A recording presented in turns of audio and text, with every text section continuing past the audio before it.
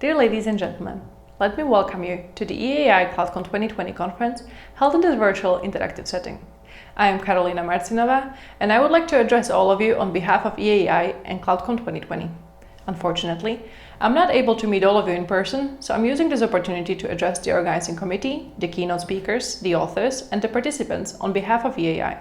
I would like to thank all of you for being a part of this conference and for your involvement with EAI. In particular, I would like to thank the whole organizing committee for their hard and excellent work throughout the whole process of the conference preparation. Lastly, let me use this message to invite you to join us again at EAI CloudComp 2021, which will take place in Melbourne, Australia. More information about the next edition will soon be available on the website. Should you be interested in becoming a part of next year's organizing committee or the technical program committee, please do not hesitate to contact me at my email address below. Similarly, if you're interested in discussing other possible cooperation, a conference, a workshop, or a new event altogether, please contact me at my email address as well. Now, my colleague Michal will present you with what EAI does, who we are, and how you can get involved in our various activities. Thank you for your attention and enjoy EAI CloudComp 2020.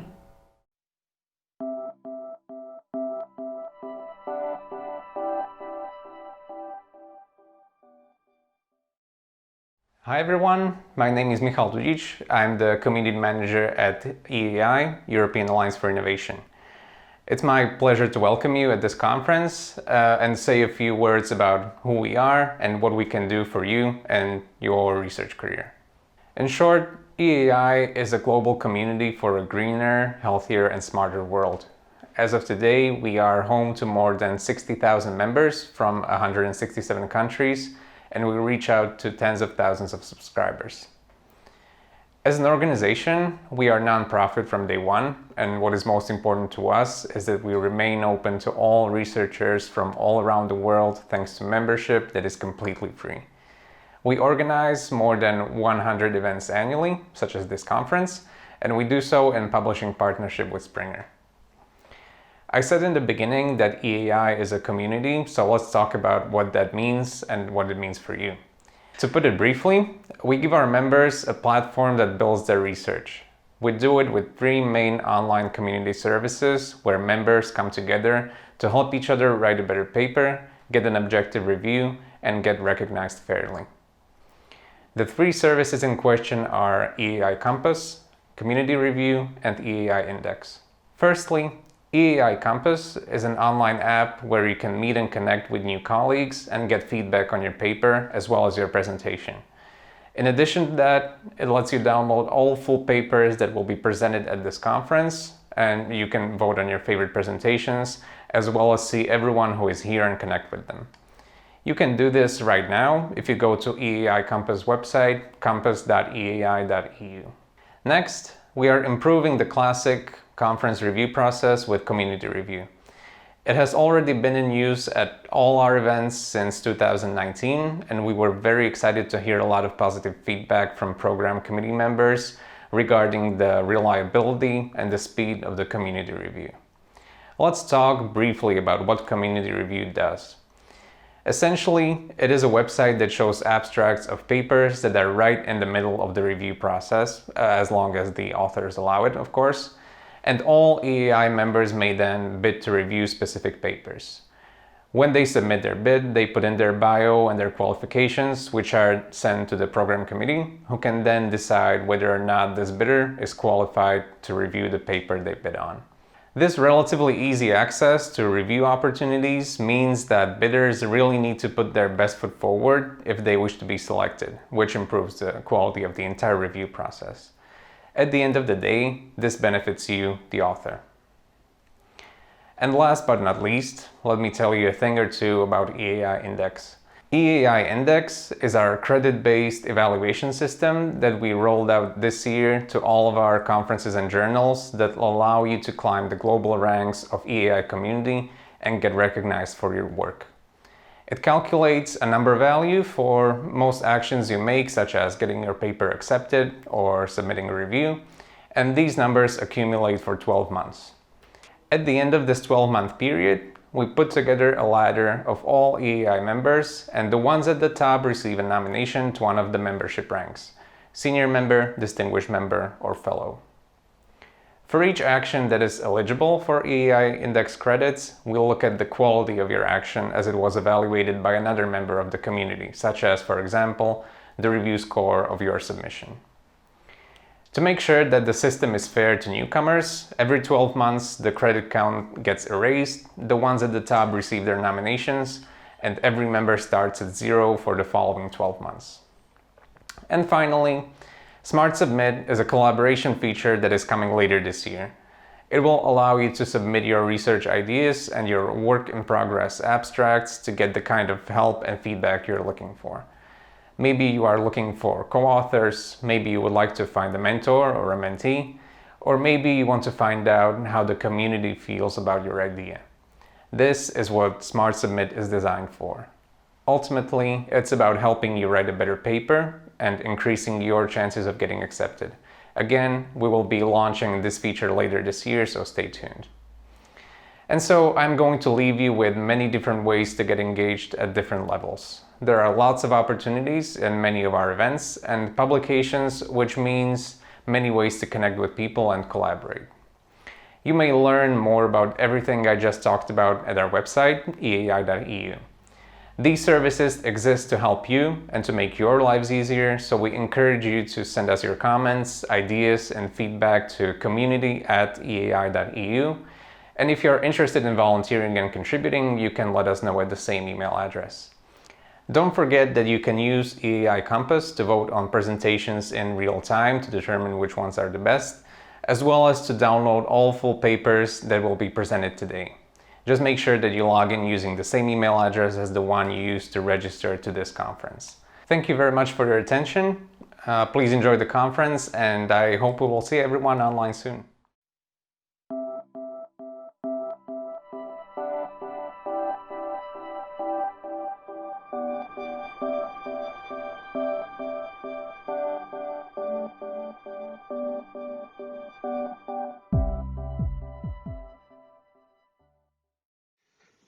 Ladies and gentlemen, I am greatly honored to share our work at the 10th EAI International Conference on Cloud Computing. I am Xiaoqian Liu, and I am from Jiangsu Police Institute. Today, I would like to present our paper, A Fraud Detection Approach based on Combined Feature Weighting. Our work focuses on the problem of credit card fraud detection, which is a problem of imbalanced classification in data mining. As we all know, credit card is one of the most popular payment methods according to the 45th Statistical Report on Internet Development in China issued by China Internet Network Information Center. By March 2020, the number of Internet users in China has reached 904 million. In the online activities, credit card payment or other third-party payment method is extensively used. However, due to the vulnerabilities of credit card transactions, credit card fraud frequently happens and brings severe challenges to credit card management. According to the special report on judicial big data of financial fraud, issued by China Judicial Big Data Research Institute from 2016 to 2018, the number of credit card fraud is over 6,000. Here, we can see from the pie chart that among these cases, credit card overdraft accounts for the largest proportion, which is over 3/4. Credit card theft is also a major financial fraud type. In comparison, according to the statistics from the Shift Credit Card Processing Company, the number of credit card fraud reported in the US has increased from 55,000 to more than 157,000 from 2014 to 2018. As you can see, there is a game between professional fraudsters and the financial risk management party. Fraudsters often use professional internet knowledge to steal card information of normal users and counterfeit individual identities. Besides, through packaging personal information and forging internet behavior and other ways to improve personal qualifications, malicious users cheat to obtain credit cards and implement theft. Therefore, it is valuable to design accurate and efficient fraud detection methods to effectively protect the profits of card users and banks. Fraud detection is the joint area of financial risk management, information security, and data mining. Fraud detection is mainly implemented based on the analysis of transaction time, amount, frequency, content, and other information. Data mining models such as decision tree, support vector machine, and so on provide automatic modeling mirrors to identify whether one instance should be labeled as fraud or not. In fraud detection, the fraud instance proportion in all samples is often extremely small. Misclassifying a target instance costs a lot. Therefore, the imbalanced data should be carefully pre-processed before being fed to the models. Here, we illustrate an overview of the fraud detection architecture, which includes data pre-processing, feature handling, and fraud labeling. In the pre-processing step, data normalization and noise elimination mirrors are frequently applied. Random oversampling and undersampling approaches are used to balance the representative proportions of labels in the datasets. In the feature handling step, crucial features are highly scored and selected based on some evaluation metric, such as the feature score or information gain. Feature selection can effectively improve the training accuracy with a bit of efficiency loss. In our approach, we use a combined feature weighting strategy to prioritize features and improve their accuracy. Specifically, features are ranked simultaneously with feature score and other evaluation criteria such as information gain. Selected features are fed to multiple classification models for fraud labeling. In this work, multiple classification models are compared based on a combined feature weighting strategy. First, we compare the advantages and disadvantages of different classification models to solve the fraud detection problem. We mainly focus on tree models including decision tree, random forest, GBDT, XGBoost, linear regression, and non-tree models, logistic regression, support vector machine. As can be seen from the table, each model has its advantages and disadvantages. In this work, we are going to apply these models into our fraud labeling step. Here, we introduce our combined feature weighting strategy with feature score and information gain. The calculation of the feature score of feature J is shown in equation 1, where mu Lj and sigma Lj denote the mean and standard deviation of label L corresponding to the J's feature. while μj and sigma j denote the mean and standard deviation of the whole dataset corresponding to the j's feature. Information gain quantifies the effectiveness of each feature for contributing the decrease of class distribution chaos. Given the j's feature with I possible values, entropy, conditional entropy, and information gain with the j's feature are shown in equation 2.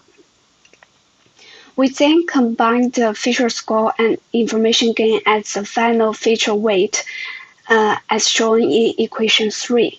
In this way, we improve the performance of feature selection.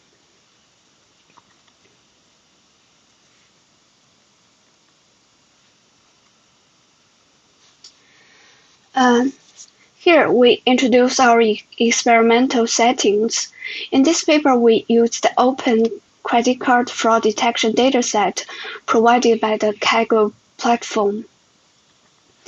There are 284,207 instances with 29 features in the dataset, and the percentage of fraudulent users and normal users was 0.17% and 99.83% respectively.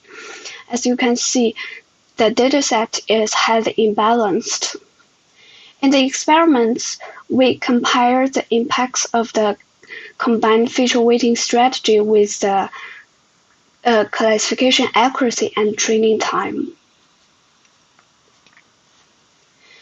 To evaluate the performance of the classification, we choose a metric of AUC, which is area under curve.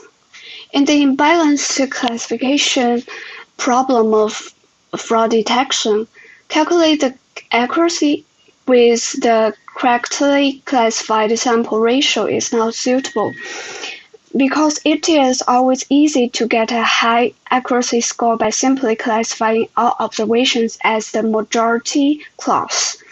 In fact, misclassifying a fraud instance should cost much more than misclassifying a non-fraud instance.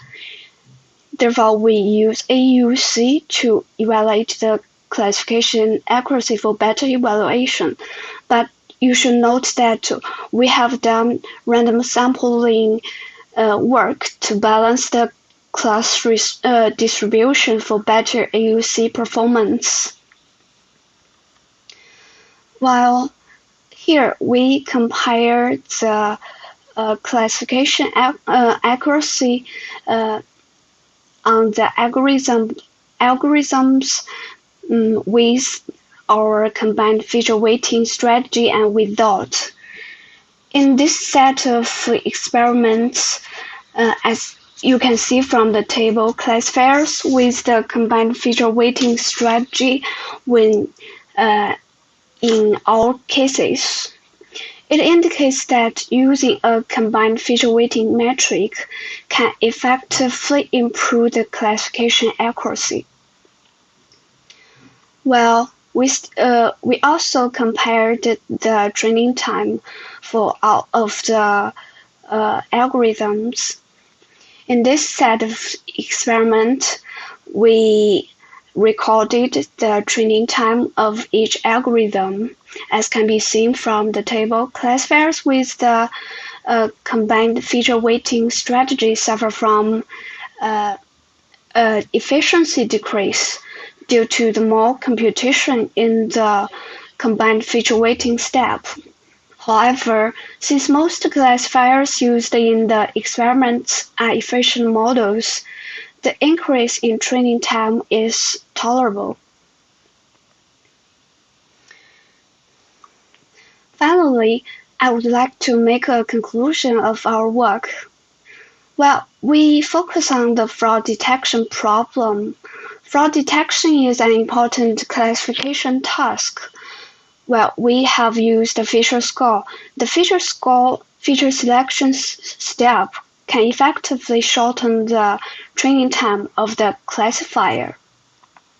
Well, to further improve the classification performance, we introduced the combined feature weighting metric with both feature score and information gain.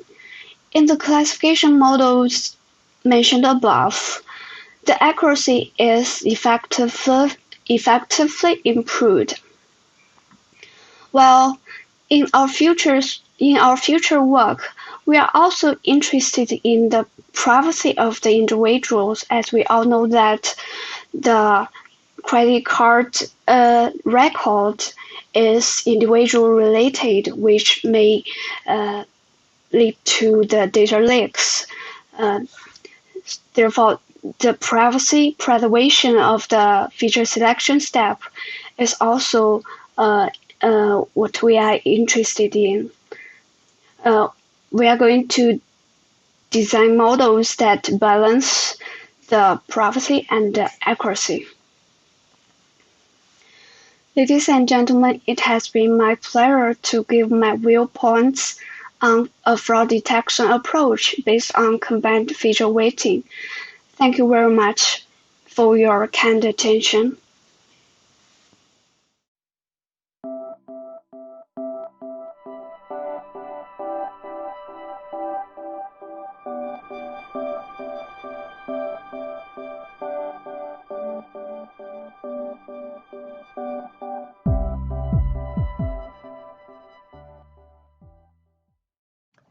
I'm honored to have the chance to address you on this special occasion.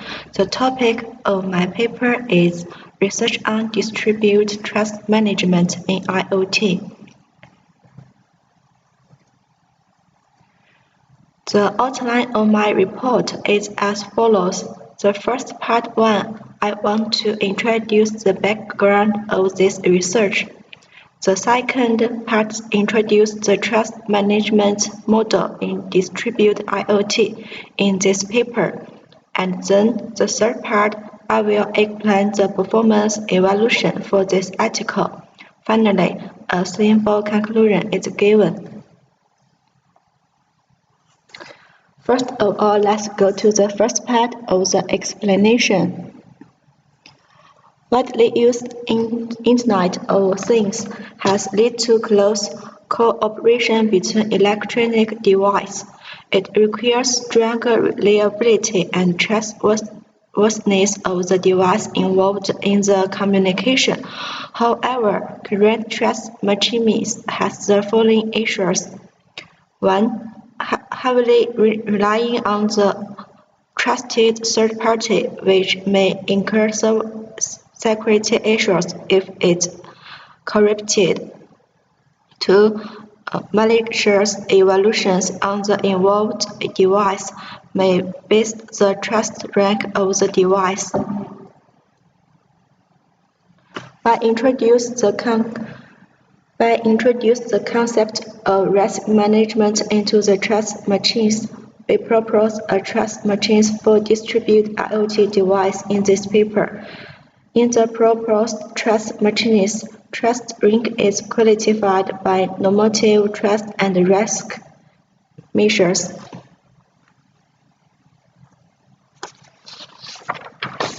Next, I will talk about our trust management model in distributed IoT. This section consists of two parts, the system architecture and our trust management model.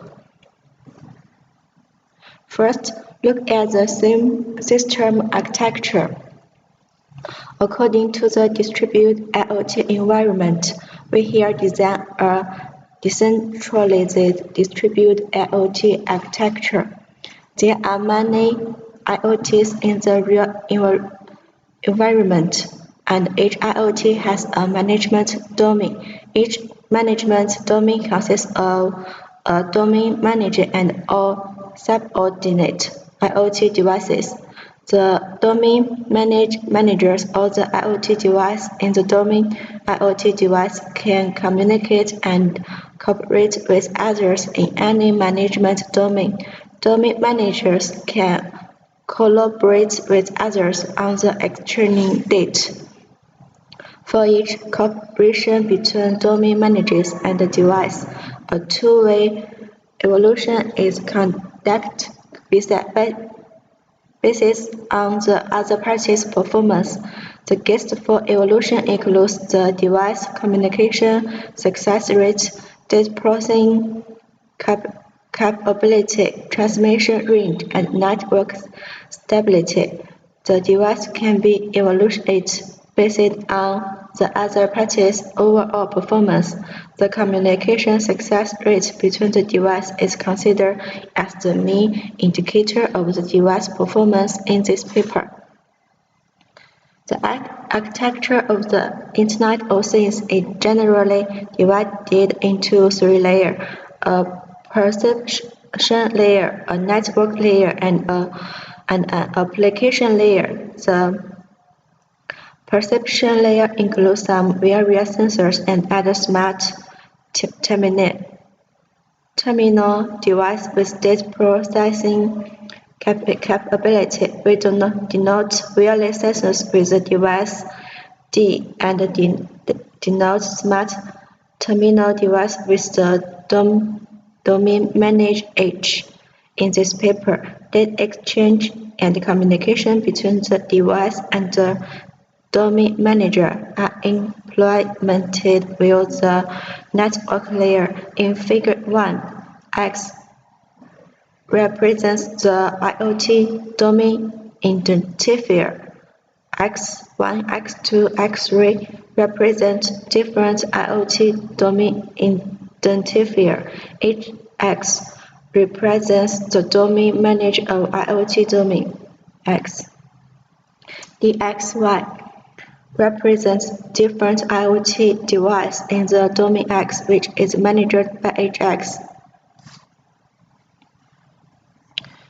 Next, let's take a look at our trust management model. In order to describe the trustworthiness of IoT device, this paper uses normative trust and risk measures to qualify trust rank. Normative trust defines the ability of a special entity to earn credit by other entities, and the risk measures defines the stability level of a specific entity's credit performance. In the past slide, we explain the evaluation value first, then the trust score, then the normative trust rank based on the definition of the mean value and risk value. Finally, the harmonic trust rank is given. In evaluation value, the valuation value of D is denoted as sigma, which refers to the evaluation of a given IoT device D by another IoT device D. Is defined as follows: sigma xi xjynl. If equal 1 is a good performance. If equal 0 is a ordinary performance. Others is a poor performance. If the device numbers ym and yn are not given here, the evaluation value represents the evaluation value of hx, which refers to the evaluation of a domain manager hxi by another domain manager hxi.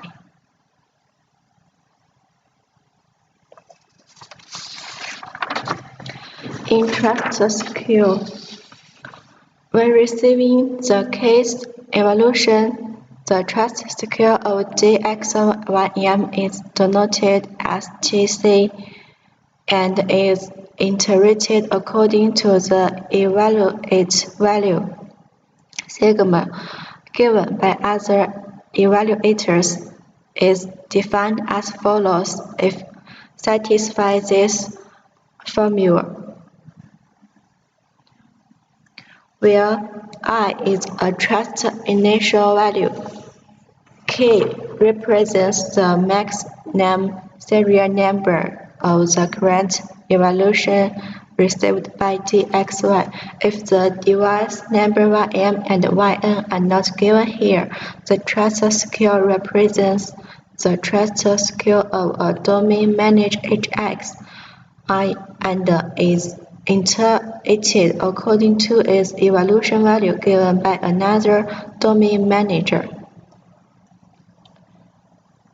In normative trust rank, the normative trust rank of D is denoted as NT, which represents the standard trust of device. DXI-YM is defined as follows. NTXI-YM key equals FTCXI-YM key equals 1 addition E index TCYXYM key E, where XI, XJ represents different IoT domain identifiers, YI represents different IoT device, and K represents the maximum serial number of the correct evaluations received by DXI-YM. In the mean value of the trust of D is denoted as MT, which represents the average value of the latest R normative trust of D is defined as follows, where K represents the maximum evaluation serial number received by each X, and R represents the number of CD included in the risk assessment. If the device number ym and yn are not given here, this value represents the mean value of a domain manager HX, which represents a average value of the lattice R normative trust of HX. In risk value, the risk value of D is denoted as RV, which is used to measure the risk of the credit performance of D in the history. Up to the maximum evaluation serial number K, the most recent R normative trust ranks are taken into consideration, and the risk measure of definition D is as follows.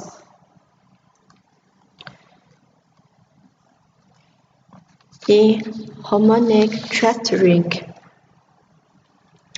the harmonic trust rank of DXY is denoted as HT, which is used to represent the comprehensive trust evaluation of D. Considering the normative trust rank and the risk measures of D, we define HT as follows. If the device numbers ym and yn are not given here, this value represents the harmonic trust rank of a domain managed, which is used to represent the comprehensive trust evaluation of HXI. After the first two parts are introduced, let's go to the explanation of performance evaluation. In order to test the effectiveness of the proposed scheme, simulation experiments are carried out to analyze the update rate of trust ranks, the probability of the high trust rank equipment being selected, and the success rate of the cooperation. The experiment simulations 3 scenarios of the IoT demos and the corresponding IoT device. The demand manager site is H. We used MATLAB to generate evaluation data for 50 device-to-device evaluations, simulating the trained of the trust data in the IoT trust model, the probability of high trust rank device being selected, and the success rate of cooperation between IoT devices. All the data are obtained by iterating the results of 10 iterations. The experimental results are shown in Figure 3.2.7. It can be seen from Figure 3 that the trust rank of new scheme is updated every fixed period of time, and the trust rank is not updated in a timely manner. However, the scheme proposed in this paper will immediately update the trust rank after each evaluation by the domain manager, which can reflect the trust status of the IoT device and the domain manager in a timely manner and provide more accurate swaps for the section of the IoT device. As can be seen from Figure 4, with the increase of the trust rank chain scheme, the trust rank will fluctuate when its convergence, and the faster the convergence, the greater the fluctuation of the trust rank, which is not conducive to providing process swaps for the selection of IoT device. However, in this scheme that we proposed, with the increase of the trust rank, when the trust rank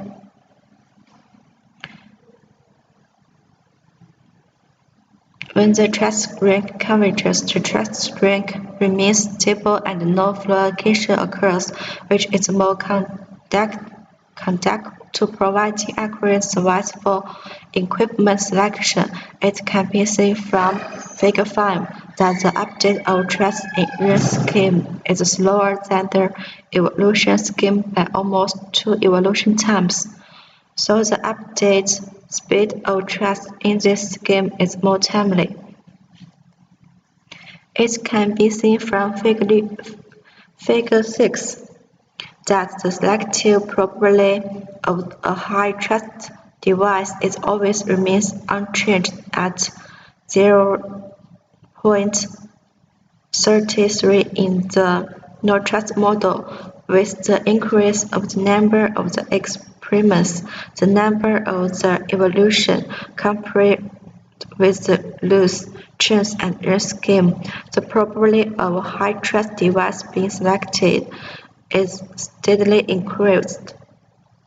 However, this scheme has a faster rise rate, and the probability of being selected for high-trust IoT device is also higher, which can provide a stronger guarantee for the subsequent success rate of the cooperation. Finally, let's conclude with a summary of the full paper. To address the problem that a trust machines release on the trust third party or additional trust assumptions, and that the trust data is vulnerable to malicious attacks currently. In this paper, we classify trust into normative trust and direct measure, which can construct a comprehensive review of normative trust, and we proposed a trust mechanism for distributed IoT, which realizes the identification and the shielding of malicious evolutions between IoT devices, and can select the device that performs well and stable. That's all I reported. Thank you for listening.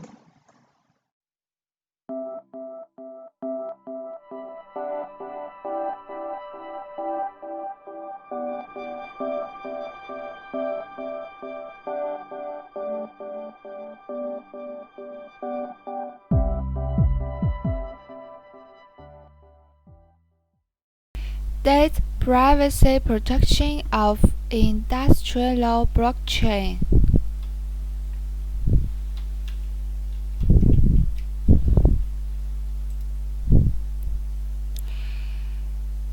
I will introduce this paper in the following 6 parts.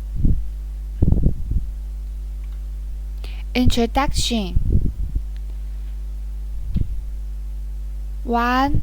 Client-side privacy protection middleware.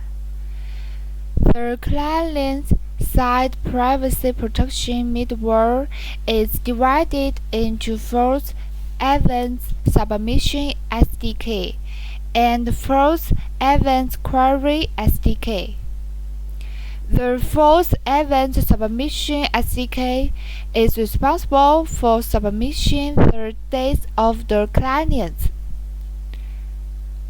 uploading the request, and executing the key value uploading operation.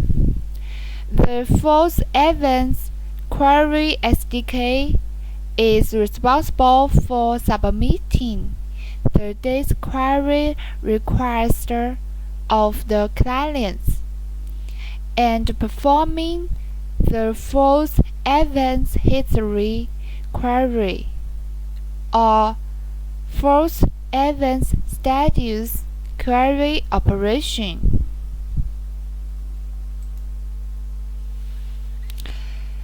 This picture shows the architecture of blockchain data privacy protection scheme based on fusion protection.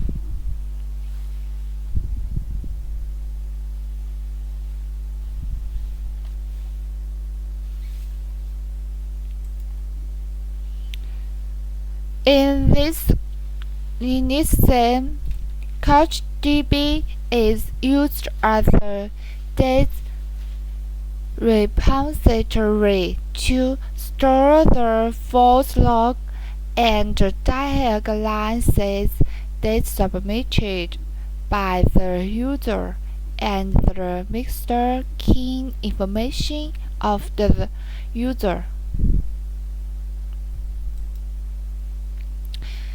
2.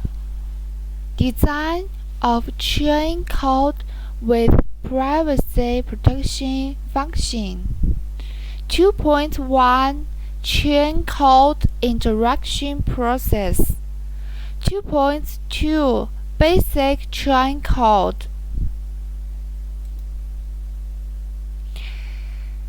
The chain code function class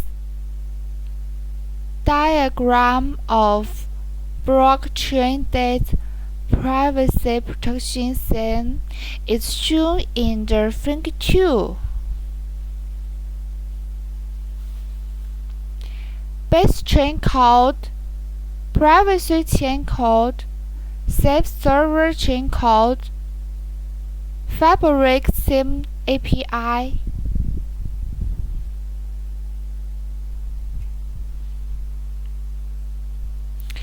Chain code is an important complement collecting the client and the underlying ledger, which is divided into system chain code and user chain code. Chain code peer. This picture shows message interaction between the chain code and the peer node. The write function is responsible for storing individual key value data in the ledger.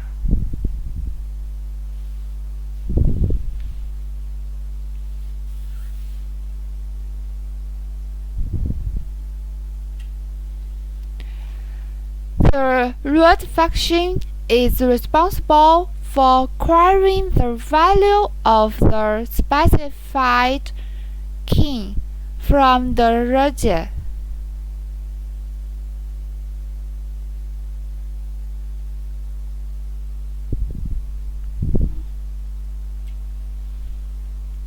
Other data processing interface functions in the basic train code are shown in Table 1. Interface gets JSON into 2 buffer, append, delete, JSON to bytes, bytes to JSON, JSON to map, George array.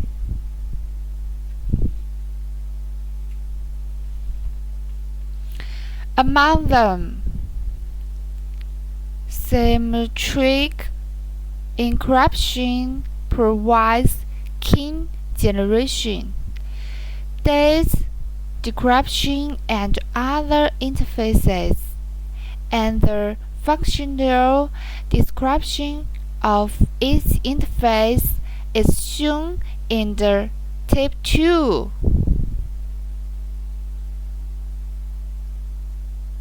Interface generates AES key, encrypts AES, decrypts AES.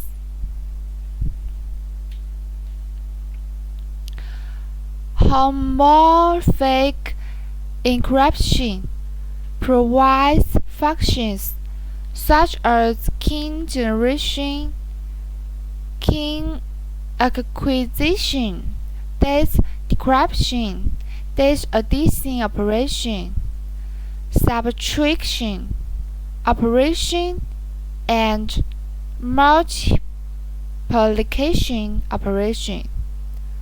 The functional description of each interface is shown in the Table 3. Interface generates public key, gets public key, gets private key, encrypts polyar, decrypts polyar, add, sub, mil. The destructure of mixed key dates based on Golang is as follows.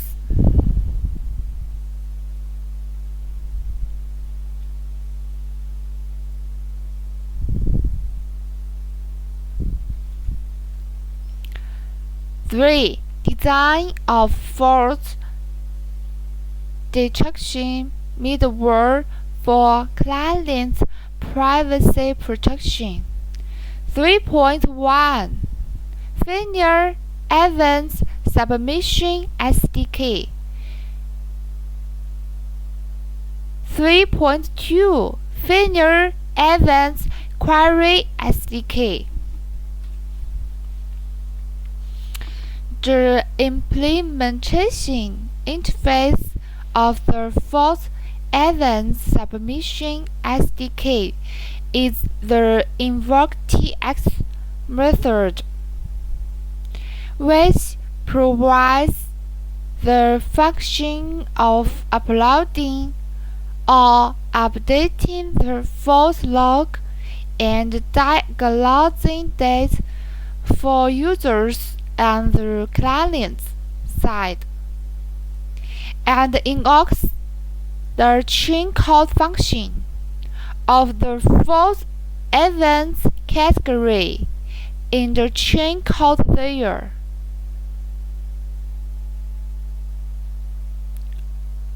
Algorithm 5 invoke_tx method.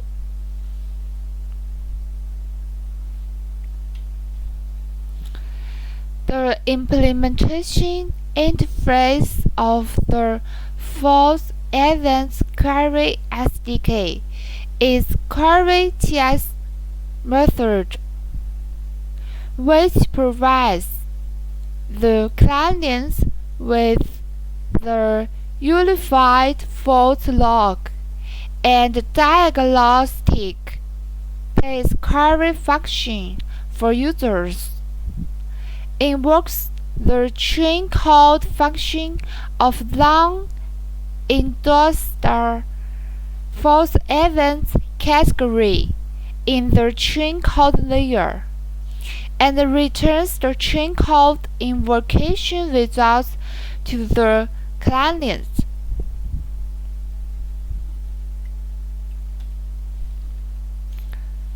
Sensitive private states search enclosed states in two parts.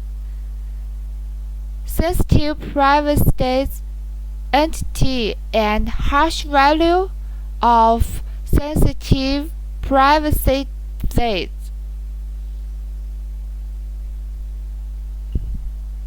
Sensitive private states entities are accessible only to logs with specific permissions stored in the logs private states database and transmitted between logs with permissions via the gossip protocol. With log sorting services involved, the hash value of sensitive private states is written into the public database of each log in the channel after endorsement and sorting as the proof of the existence of the failure events. Although the blockchain sensitive and private state storage method can guarantee sensitive data privacy in false events, it still has shortcomings, which are mainly reflected in two aspects. 1. False log and diagnostic dates are still stored in the log of the log in clear text, and attackers can easily obtain false events information directly from the log. 2. Log access authorization leads to provide complex operations. False logs and diagnostic dates are stored in two-stage libraries, which can easily reduce the performance of the blockchain itself. 5. Experiments and analysis. 5.1 Upload dates to request test results. 5.2 Access dates request test results. The experimental results are shown in the figure 4.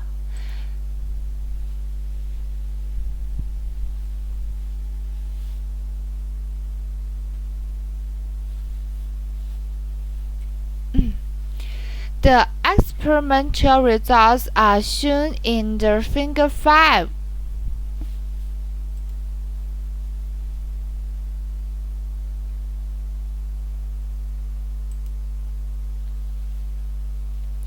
Final conclusion. This paper studies the data privacy protection storage of blockchain.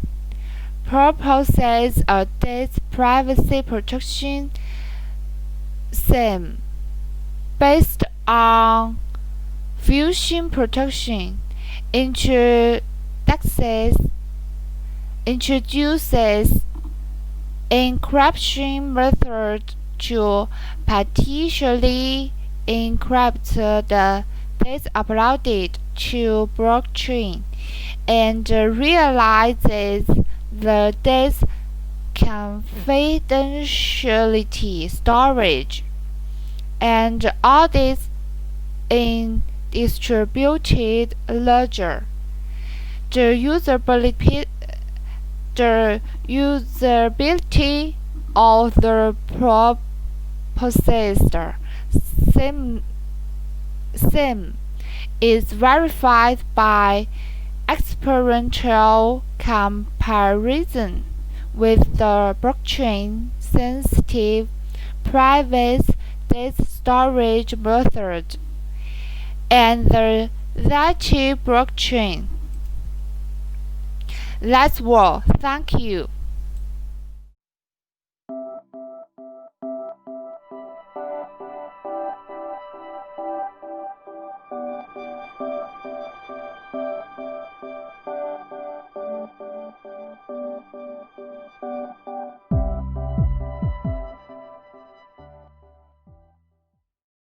Today, I would like to share with you our paper on the research of workflow.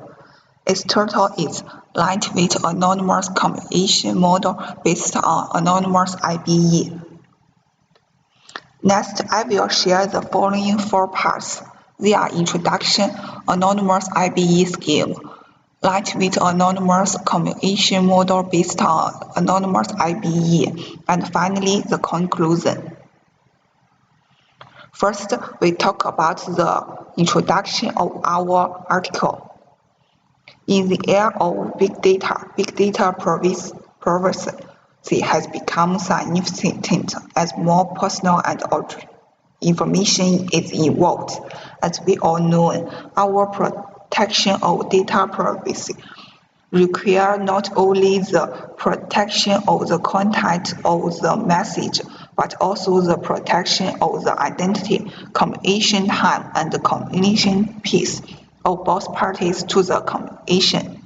However, the exciting encryption technology finds it difficult to protect the communication participants' private information such as identity, behavior, and network address.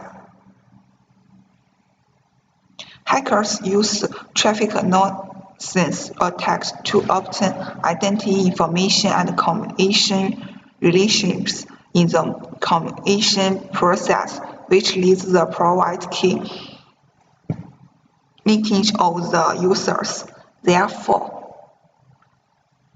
it's important to construct an anonymous communication model and take certain methods to console the communication relationship in the communication streams, making it difficult for eavesdroppers to obtain contents and derive the relationship of parties in the communication.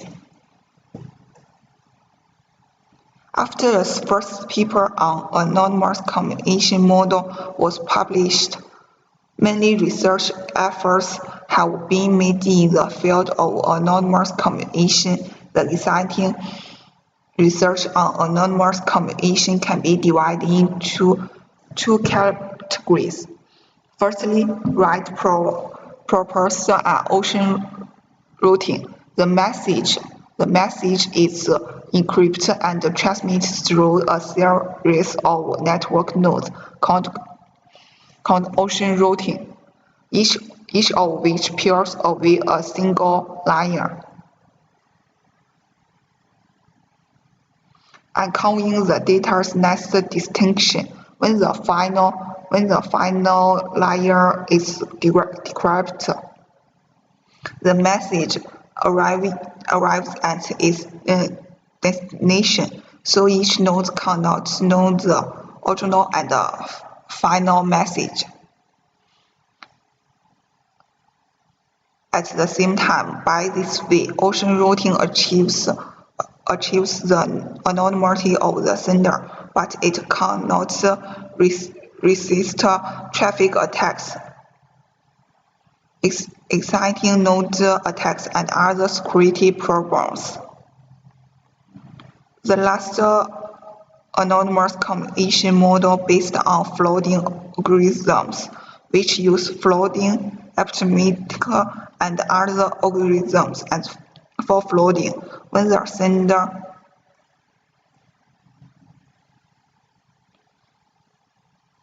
is sending an anonymous transmission, the path of the anonymous transmission is unclear. Therefore, the adversary cannot distinguish where the next hoop and the node will be.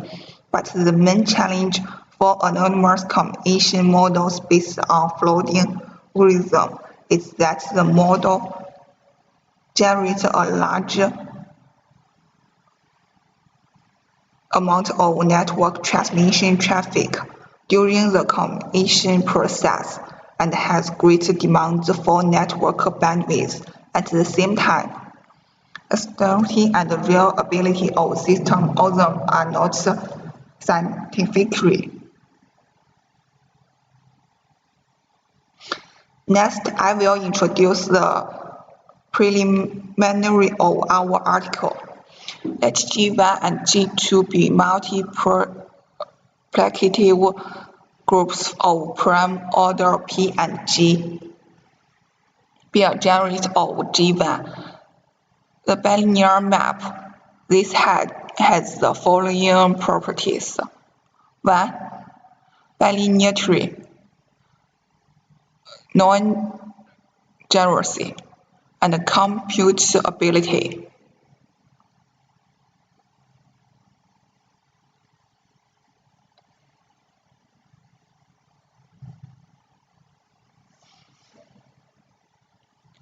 This is IBE scheme. In the IBE scheme, participants include users provide key generators. PKG is key in this picture is key server. PKG is a trusted third party which generates a provide key based on system master key and user identity.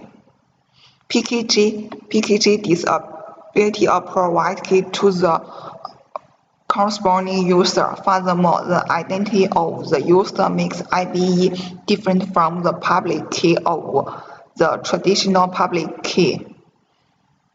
Therefore, IBE is widely used for information security protection.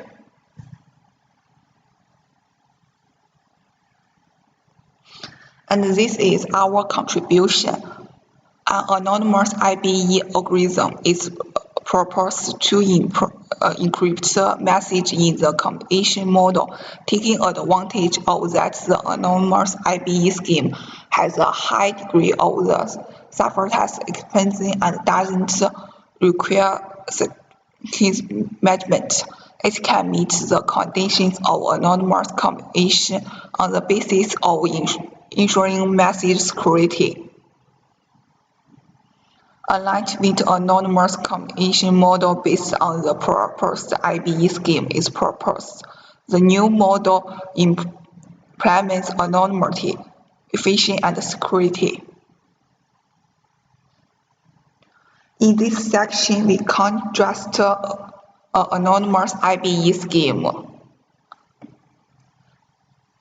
Similarly, let G1 and G2 be multiplicative groups of prime order P and G be a generator of G1.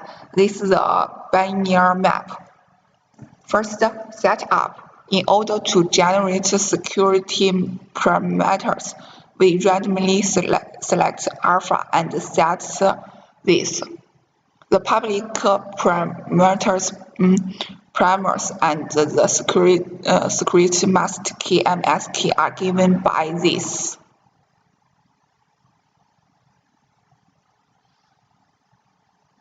Second, key generation. To generate provide key, we randomly select R and input master secret key MS key and identity ID and output this.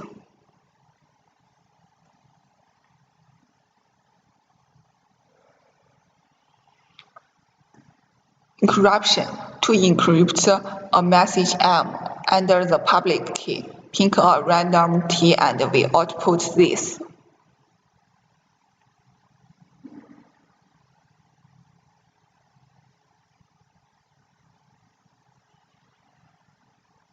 Decryption. To decrypt a ciphertext C, we use provide key and output this.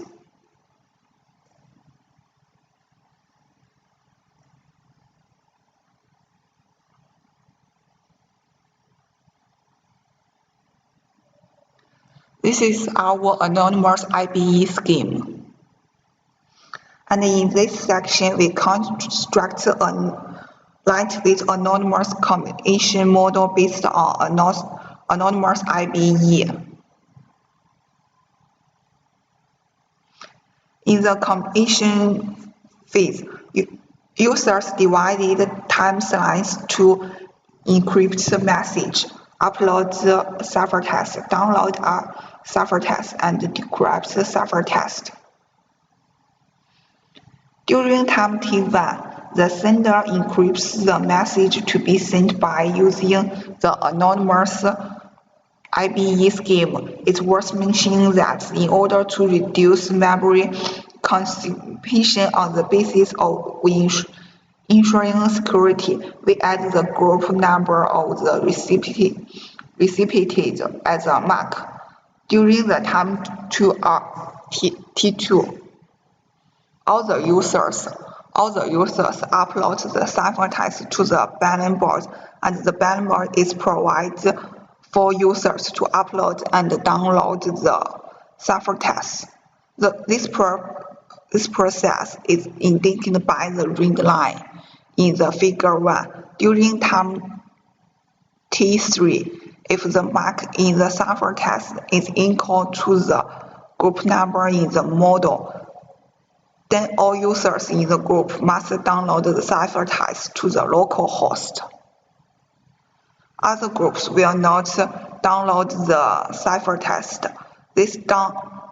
This downloading process is indicated by the green line in the figure 1, and the black line indicates the available combination piece in the model. During time T4, the user decrypts the downloaded ciphertext with his or her provide key. This is a light anonymous combination model. And this is conclusion.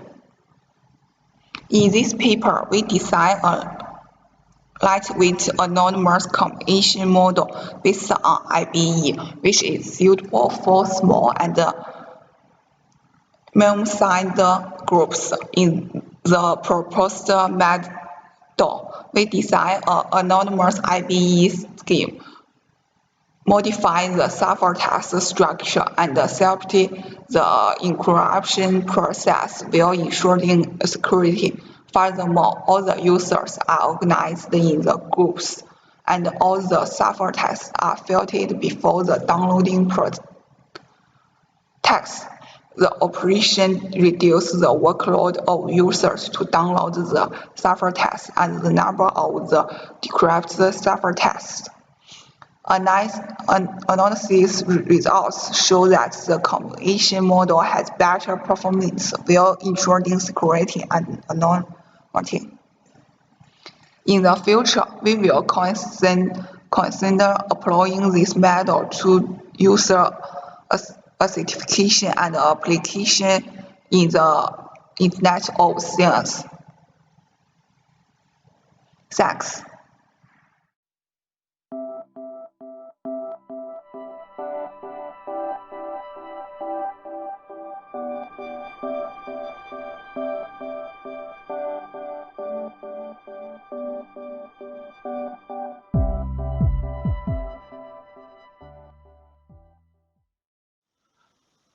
Hello everyone, I'm Chen Maolu from American University of Science and Technology. It's my pleasure to introduce exploring self-attention mechanism of deep learning including intrusion detection for you. Well, my presentation has 7 parts.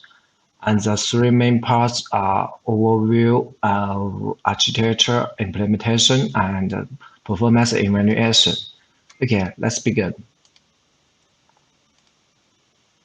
To begin with is an introduction part, and it has three partitions. Nowadays, either mobile devices and IoT nodes cannot cater to the rising demands on computing and storage capacity due to the built-in limitations, while cloud computing facilities can fulfill the stringent computing requirements and provide users with elastic computing services. However, cloud computing is also faced with more and more security concerns. For example, malicious cloud users may install malicious software to a virtual machine, which may affect other virtual machines. Meanwhile, malicious virtual machines may launch malicious attacks, such as DDoS attacks to affect other virtual machines or even paralyze the entire cloud. It is worth mentioning that those malicious attacks mainly happen inside the cloud network or outside the cloud network as shown in the figure. There are diversity of solutions to malicious attacks include computer systems. Among them, intrusion detection for cloud network is the most crucial method since it is often the prerequisite for other countermeasures. The idea for intrusion detection for cloud network is to analyze cloud network traffic and identify abnormal traffic. Thus, intrusion detection is essentially equivalent to a classification problem in machine learning. Although conventional machine learning classifiers such as logistic regression, descent tree, random forest have been adopted in IAS. Most of them start from performance in terms of classification accuracy. The root cause of the performance of these machine learning methods can mainly owe to the fact that they are incapable of properly processing and analyzing network intrusion detection data, which has the characteristics of high dimension and feature redundancy. Different from conventional machine learning classifiers, the recent advances in deep learning methods can handle high-dimensional and redundant data without extreme efforts on features engineering. We propose a novel framework combining CN self-attestation mechanism and STM, namely CN and STM for network intrusion detection. It can well conduct network intrusion detection tasks. We evaluate and propose the CN-STM model by conducting extensive experiments. Experimental results combine our model with other state-of-the-art methods and show that our model achieves superior performance than other methods. Well, and for the second part is related work. Although cloud computing can provide users with elastic computing services, the centralization of cloud architecture also results in security vulnerabilities. Many research scholars have done relevant studies. There is no doubt that quickly identifying the security vulnerability of the network is crucial to secure cloud computing. IAS has great potential to help detect threats and address security concerns. They can detect abnormal behaviors and compromise the security of computer systems. We roughly divide the recent research on IAS into two types, conventional measures and deep learning measures. And for the parameter analysis, we choose the KDCAP99 network intrusion dataset, one widely used training dataset to conduct the intrusion detection preliminary analysis by classifying and analyzing all the attributes of KDCAP99. Since the dataset contains 41 attribute features, it has more complex spatial features. Since the dataset consists of the continuous data and discrete data with complex types of attributes, and the attributes contain the complex temporal and spatial features. It is difficult to properly select and fully extract the attributes features via the traditional methods.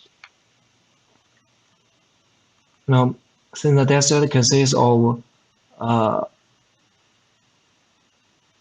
continuous data and discrete data with complex types of attributes, there are also distributed attributes based on time characteristics in the dataset. However, the statistical time of the network intrusion is too short, only 2 seconds. It is difficult to learn the features and get an effective relationship between these attributes. Also, it is difficult to identify whether state of connection is attained or normal by only making a statistic of connections between the current and the previous connection recorded in a period of time. Therefore, the both characteristics pose challenges in conducting network intrusion detection with existing methods. To this end, we propose a STM model to address the above challenges. In particular, we adopt our approach to solve the problem of complex spatial and time relationships, obtaining the interdependent features of content over long distance. And for the first part, I will show you the overview of our architecture. We propose a STM model to detect network intrusion in this paper. We propose the model is composed of the following components, and as overview architecture as shown in the figure. Our target is to design a stable model for network intrusion detection. To achieve this goal, in the data pre-processing, we conduct a preliminary analysis and perform data pre-processing for KDCAP99 datasets, and we employ a SAN layer to capture the feature for the network intrusion traffic. The importance of paying the vectors is analyzed by using the detection mechanism to obtain more fine-grained features for malicious traffic detection. Moreover, based on the time dependence of network intrusion data, the STM layer is used to extract the timing characteristics of network intrusion data. Finally, as you can see at the bottom of the model, a fully connected layer is utilized. It can induce the dimension of spatial representations used for detection. For the implementation, there are three partitions in this part. In this paper, we chose KDCAP 99 dataset to conduct the intrusion detection experiments. First, we need to pre-process the dataset. Due to the symbolic data attributes of KDCAP 99 dataset, the dataset pre-treatment had two processes, namely numerical standardization and numerical normalization. Self-detection will directly link to the connection between any two paths of relevant content through a calculation step in the calculation process. So, the distance between the long-distance dependence features is greatly shortened, which is conducive to the effective use of these features. The equation for calculating the output result of self-detection and follows. In equation 5, it goes through the layer to get the output UT. The allocation coefficient is obtained by combining UT in equation 6 with a trainable parameter matrix U. Random initialization used to represent context information. The softmax normalization was then carried out, and finally, as shown in equation 7, the focused vector S is obtained. We use a convolution layer to obtain the special features of each traffic. The convolution layer can effectively maintain the spatial continuity and facilitates the extraction of local characteristics of network traffic in order to reduce the dimension of the hardening layer and the computation of the subsequent layer. The pooling layer uses the mass pooling or main pooling in addition to providing rotation invariance. In order to better exchange and learn the characteristics of traffic bytes in each packet data, we add an LSTM layer after the self-detection mechanism. Using LSTM can greatly improve the efficiency of our experimental training. The key implementation of the LSTM layer in our model is to control the long-term state D. In particular, the LSTM layer controls the information transfer by combining the internal storage unit D through the design of three gates, input, forget, and output gate. And for the performance evaluation,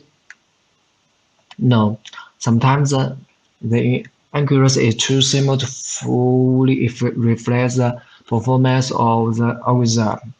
In addition to recognition rate, there are some commonly used indicators. We use the precision, recall, and reference score to do evaluation.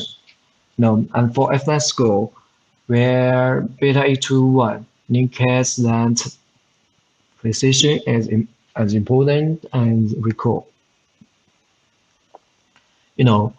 We consider curves and ramper on top of TensorFlow as a software framework.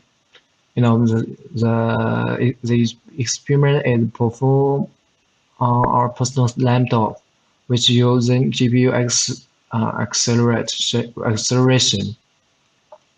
In the experiments, we have compared the performance with some models. The results are as shown in the table 1. For these experiments, we find that the CAI-LSTM model has highest accuracy compared with other algorithms on KDCAP 99 dataset when doing the binary classification. And an interesting thing is that though Kennedy framework is much simple, it still shows its ability in binary classification. Moreover, we select name-based decision tree, CNN, and LSTM and compare them with our model. Fit for employs accuracy and reference score and make the comparison. We can observe that our model achieves the highest score in both accuracy and reference score, implying the superior performance of our model. We next evaluate the impact of parameters on the performance of our STEM model. We use one thin layer to do the experiment. Then we add the LSTM layer and self-addition mechanism.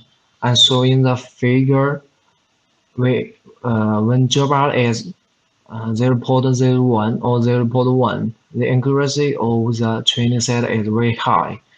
In order to reduce the number of job routes and improve the accuracy, we chose job route is 0.1.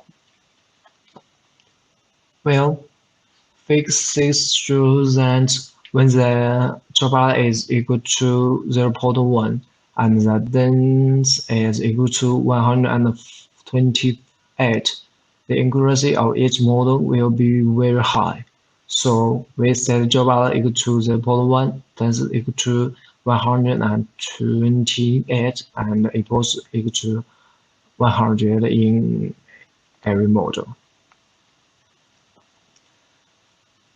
This figure shows the accuracy of testing, and our model is the most stable and accurate one, and it demonstrates the best performance. We also compare the CNLSTM model along with different models in every epoch in terms of accuracy and loss values. This figure shows the results, and the accuracy of the CNLSTM model is always higher than those of the other two models. It shows stable performance with the lowest loss. Therefore, its performance is best among those models. Finally, is the conclusion. Cloud computing can provide users with elastic computing and data storage services. However, cloud servers can also become targets for malicious attacks. The network intrusion detection is the prerequisite for taking countermeasure against malicious attacks. The recent advance in deep learning brings the chance to network intrusion detection.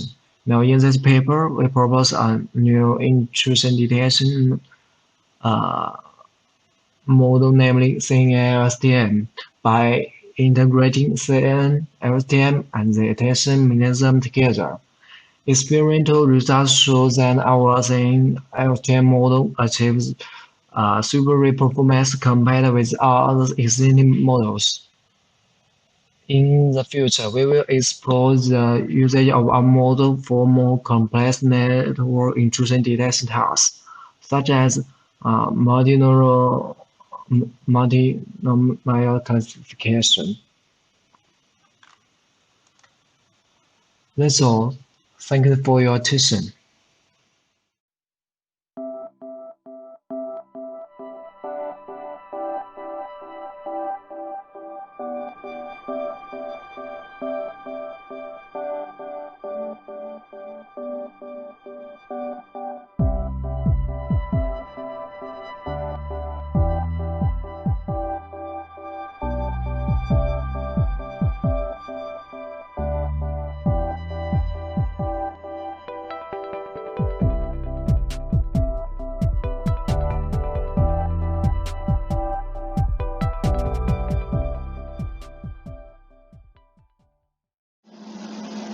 Hello everyone, it's wonderful to be here to introduce what I'm doing about my research. First, I want to make a simple introduction about myself. My name is Yang Yuxi and I came from Hangzhou Normal University, School of Alibaba Business. The title of my paper is ECG Arrhythmia Heartbeat Classification using Deep Learning Networks. So from this title, you will know about some keywords: ECG, heartbeat classification, and deep learning networks. So as you think, what I'm doing in this paper is using some deep learning methods to do the automatic arrhythmia detection based on the ECG heartbeat. And here is my email. If you have any question, please contact with me.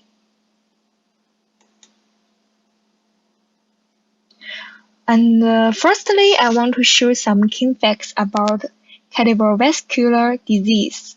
We all know about it. It can be clearly from the WHO report. Too many people died from CVDs, and it's a growing number. We all know that we are in an aging society. It's horrible. Arrhythmia means any irregular changes from the normal heart. Although a single arrhythmia heartbeat might not have a serious impact on life, continuous arrhythmia beats can result in terrible impact on our health.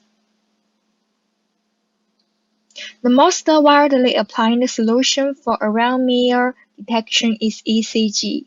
ECG can show any changes about our cardiovascular system. But the screening of arrhythmia requires careful study of the ECG records by experienced doctor, and this process is tedious and time-consuming. Moreover, there may be many changes in the ECG that are overlooked by the naked eye. So if we can achieve automatic arrhythmia detection, it can be a good partner for doctor, also can help people to do the self-monitor about heart conditions using wearable device. And the finger tool is about the ECG of a heart in normal sinus rhythm. It means ECG signal is actually a periodic time series signal. An ECG heartbeat consists of P wave, QRS complex, and T wave. The signal we usually get is a long ECG record, but it seems too long for deep learning impulse. So we will do heartbeat pre-processing before we put into the training. First, we will get RPing of each record, and the heartbeat consists of 100 samples before the IPink location. This is IPink, and the 200 samples after IPink. So the heartbeat size is 300 samples. So that's why we call the heartbeat classification not ECG record classification, because the model inputs are not a long ECG record, just the ECG heartbeat. We all know in the last decades, there has been many works about ECG classification. Some researchers achieved almost optimal results, but the diversity of ECG dataset and the pre-processing methods, also the difference in the performance metrics. There's a lack of the comparison of these researchers. So in this paper, we will focus on the comparison of the commonly used ECG pre-processing methods and the Mesticum deep learning networks. Here is the overview of our proposed systems. We will take the ECG signal to do the heartbeat segment, like I mentioned just now, and we choose 3 ECG pronunciation as input of classifier, and we developed 4 kinds of classification model. CNN, ResNet, CNN combined with LSTM and attention-based, and we also discussed the two major evolutions, intra-patient classification and inter-patient classification. So here is our contribution. Considering the comparison of preprocessing methods, we chose 3 ECG presentation as input of the classifier. There was a ring signal. Ring signal means without any preprocessing, denotes the signal and handcrafted ECG features, which are widely used in machine learning. We developed 4 mainstream networks, such as 11-layer per CNN model, a combination of CNN and LSTM model, attention model, and a ResNet model. And we discussed the 2 major evolutions of heartbeat classification methods, intra-patient and inter-patient evolution, present the classification performance of existing approaches under each evolution.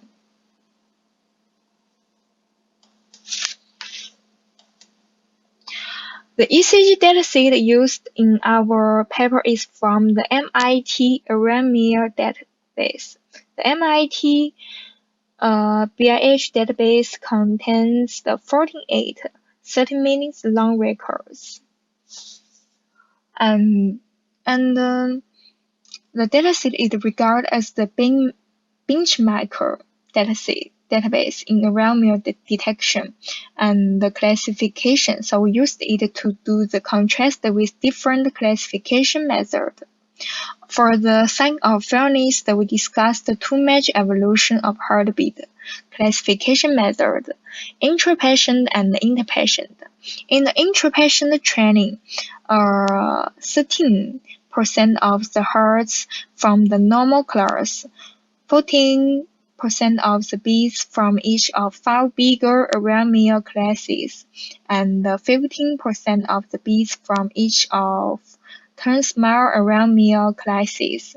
They were random selected. And to be mentioned, the training and the test dataset will contain heartbeat from the same people. So the intra-patient evolution is not a realistic measure.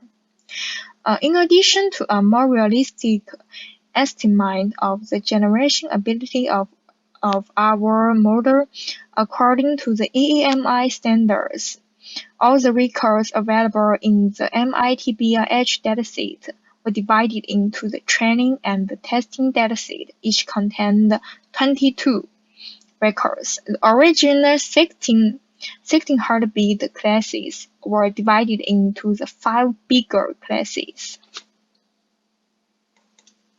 And here is our the part of the method. First is the ECG signal preprocessing. We all know the purpose of ECG signal preprocessing is to reduce various types of noise that may be present in the ECG signal.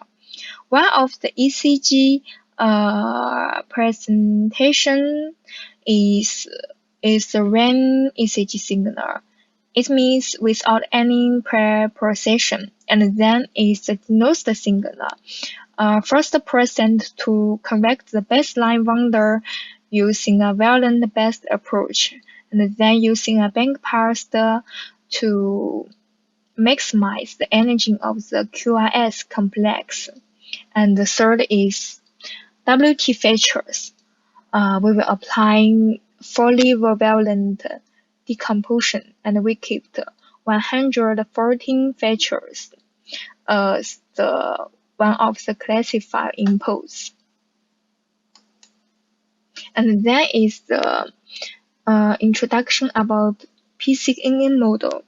The PCNN model is used 11-layer network structure containing the 4 convolution layers, and each convolution layer was followed by a mixed polling layer with strand 2. And the last part of the model has consisted of 3 for connection layers. We use the lacking rule as the activation function of the convolution layers, and the first 2 fully connected layer, and we use the sphere to initiate the wind of each layer. and during the training of the PCN model, we used a DEM optimizer. And that is introduction about CNN and LSTM model. The structure of CNN layers were designed with reference of the VGG net, and the number of convolutional kernels continued to grow with increasing depth of the network layers, with the kernel size of 3 and standard size as well as the kernel size of mixed polling layer is also 3, and each convolution layer was tempered by a batch normalization layer, and following the convolution layers were 2 LSTM layers. And the importance of the first LSTM layer was determined by the number of features which generated by the convolution layers, and the output size of both LSTM layers were 32. And the CNN LSTM model were trained also by a DEM optimizer, and we used the Camille to initialize the width of each convolution layers. And then it's about the attention-based model. The attention-based model, it was constructed with CNN, LSTM, and attention layer. The part of CNN and LSTM referred to the motioned CNN LSTM model. The size and the number of cleans functions were consistent with the CNN and LSTM model. And to give a fair comparison, we used the same hamper parameters including learning range and batch size we used for the proposed model, and kept in line with regularization standards. And then is the re-estimate model. For this model, we referred to the Andrew engine in natural medicine. And the design are setting for layer network structure. And then it's about our result. In our researches, we used the accuracy, presence, recall, and FE score as our performance metrics. And from the table 3 is the intra-patient classification performance of 3 inputs and the models. From the view of the various inputs, the performance of the ring, signal, and the manual WT features were generally better than denotes the signal. And in the here is the inter-patient classification performance. In the inter-patient evolution, the result showed that the attention-based model was superior to the PCN model and the CNN and LSTM models in the FE score of all classes. And in the here is the conversion matrix of attention-based model. In the recognition of the S heartbeats, attention-based model exhibited better performance than the CNN and LSTM model. So, from the framework point of view, the 4 matrix deep learning framework can achieve accuracy rate more than 95%. Apart from the denoting signal, almost all the framework can reach an accuracy rate of more than 97%. And the rest model performance better than other framework. But we need to point that the intra-patient classification is not a really method for the actual evolution of the performance of the classifier. So here is our discussing about my paper.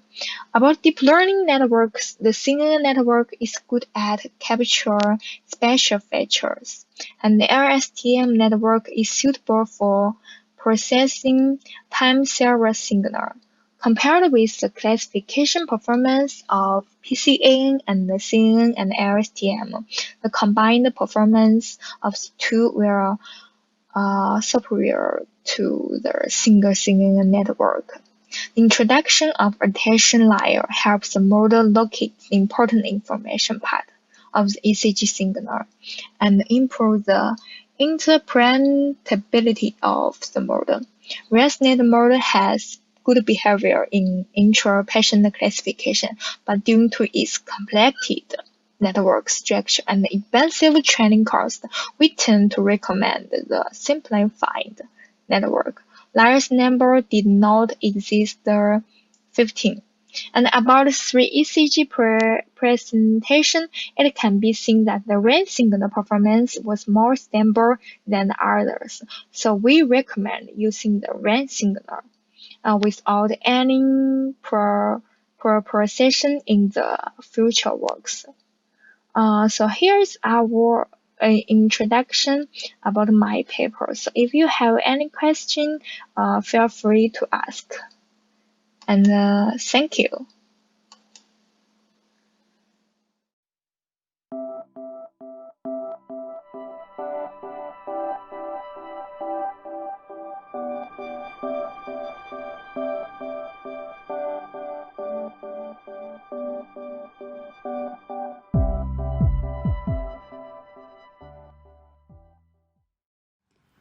Dear all, we are glad that our paper has been accepted by EAI Cloud Computing 2020.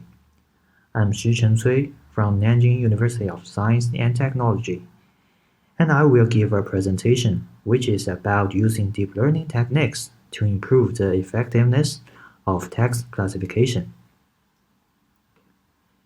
Here is the agenda, and let's start with the introduction.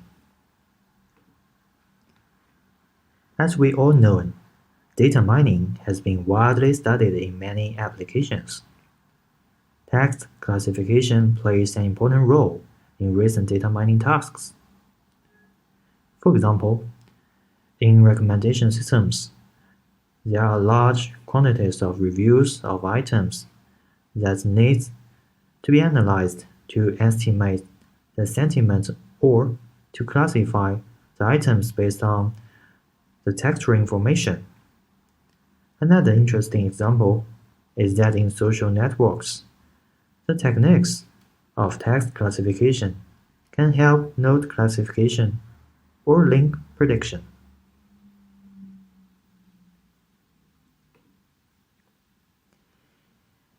As a key component in data mining, text classification still draws great attention and can be tackled more effectively. Thus, this study attempts to apply deep learning techniques to improve the effectiveness of text classification, which could help a large amount of data mining tasks involving texts.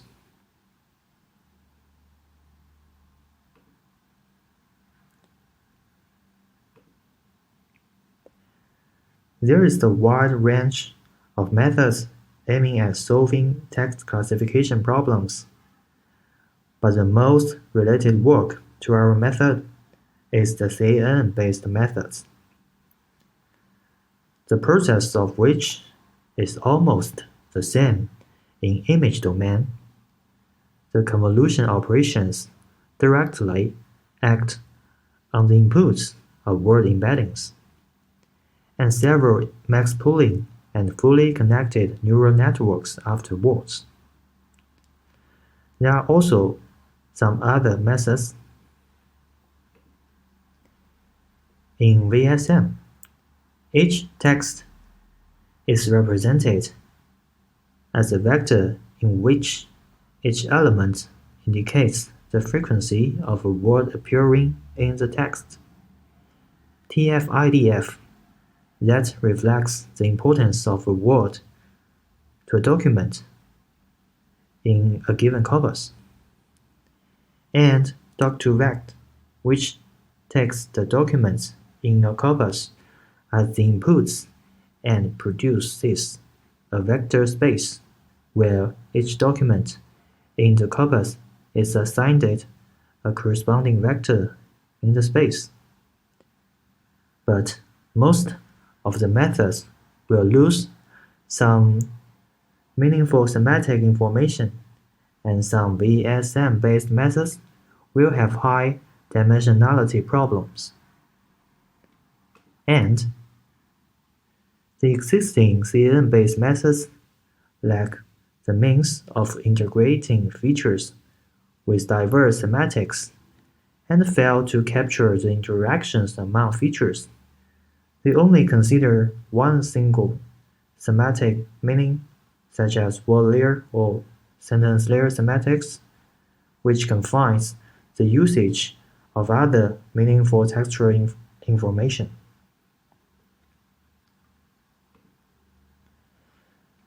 To deal with the aforementioned limitations, we proposed the DSE method, which takes the topic features into account. Our main contribution is that DSE has the capability of projecting different types of features into a common space with cross-semantic knowledge.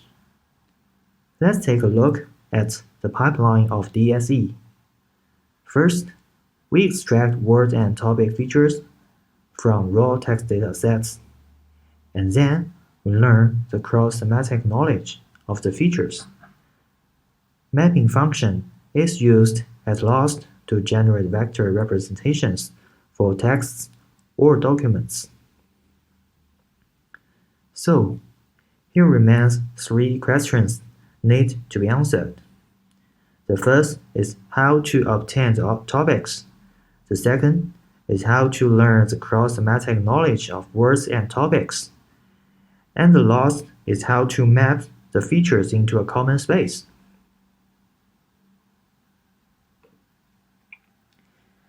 Fortunately, there are a lot of open source tools that can be utilized to extract well preprocessed word features. Even the topics also can be extracted very effectively. What we used in DSE is LDA topic model, which utilizes the co-occurrence structure of words in documents to recover the latent topic structure. Here I give a simple example. Suppose the document that you collect contains words Spider-Man and Kobe. And after the LDA process, the Spider-Man may have a higher probability that it belongs to the movie topic, and Kobe may belong to the NBA topic. So for each word in the document set, it will have the corresponding topic. Next, let's see how to learn cross-semantic knowledge of the features. But why we need to learn the cross-semantic knowledge? Let's take a look at the CNN architecture again.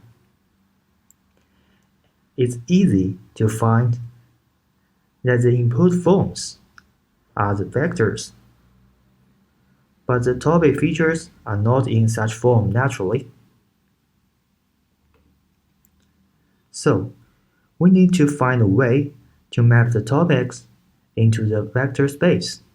Meanwhile, the topic vectors should reflect some meaningful semantics.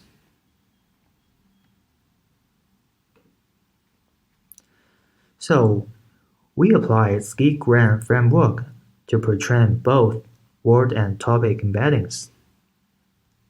There are 2 strategies based on skgram. The mixed one treats topics as words, which means words or topics are also affected by the counterpart features. For example, MJ would be affected by champion and also the topic of champion. The same for the topic 11, which is affected by MJ and also the topic of MJ. Another strategy tries to separate the 2 features, that is, Words only affect words, and topic only affect topics. But the training pairs of topics follow the context structure of words in document collections.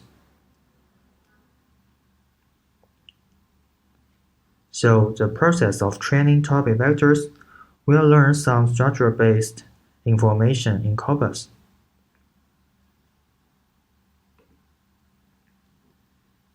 So after the skip-gram process, I would say the pre-trained embeddings meet the requirements of the CNN input and also learn the cross-semantic knowledge of words and topics.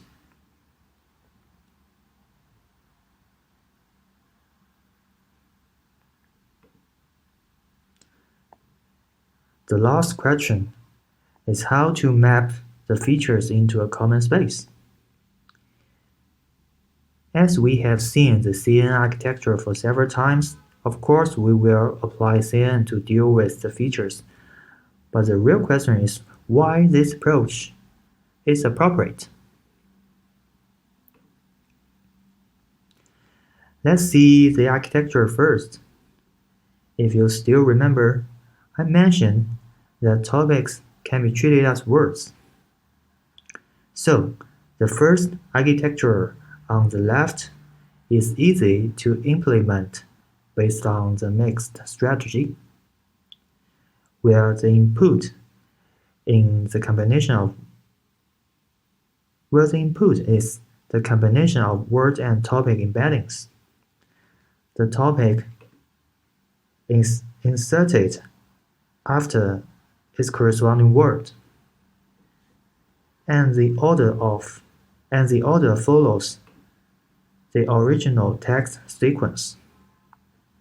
The second on your right is based on the split strategy, which we combine the two features in the hidden layer of CNN. The two architectures are simple, but why they make sense?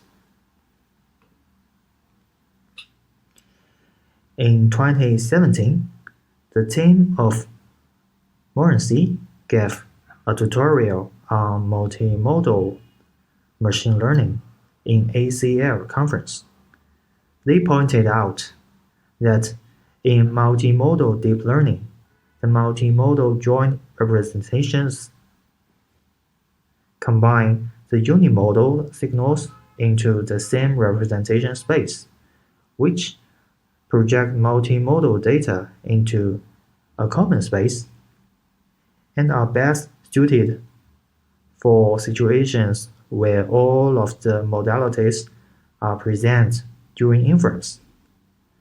So, if we reckon that the topic is the counterpart modality to the word, the architectures seem to be quite suitable for such scenarios.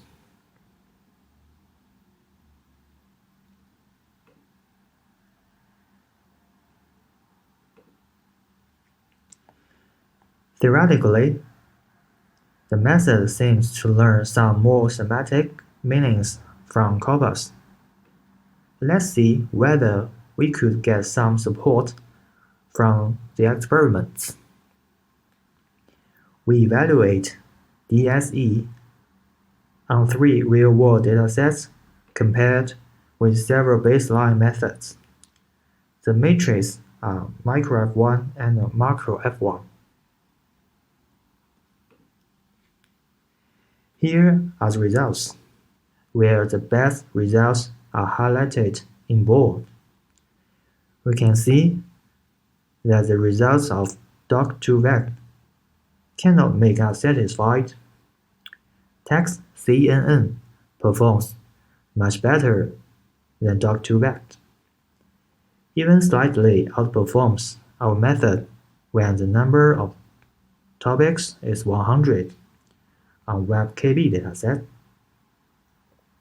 But overall, our proposed method performs much better than the baselines.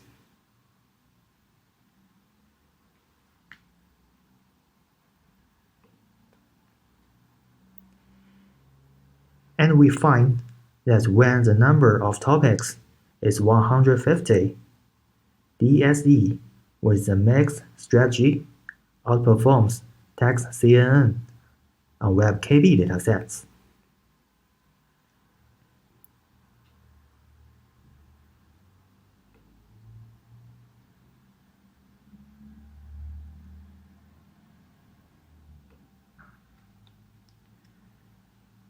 So, in this paper, we propose DSE to encode multi-semantic knowledge for improving the effectiveness of text classification.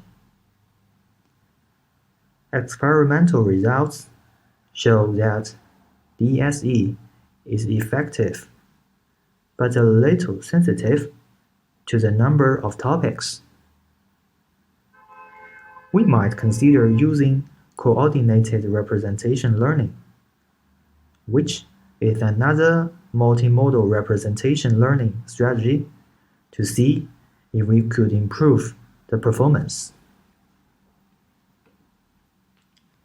Here are the references.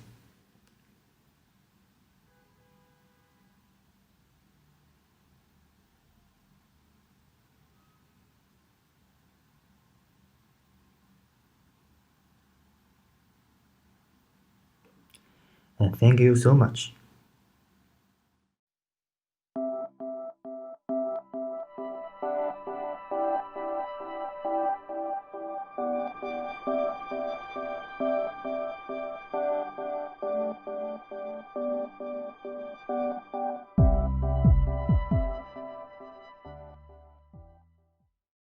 Hello everyone. The title of my paper is IAS-BERT, an information gain association vector semi-supervised BERT model for sentiment analysis. I will introduce it from 4 aspects.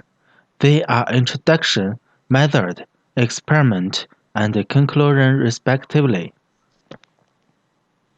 Now, this is the first part.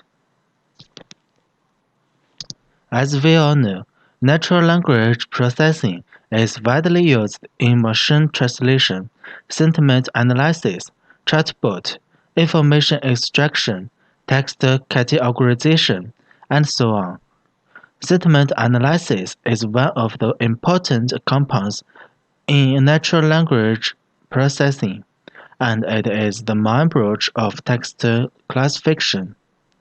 It helps us to understand human emotion behavior and be used in many places, such as mode evaluation, opinion meaning, behavior prediction, social network, and so on.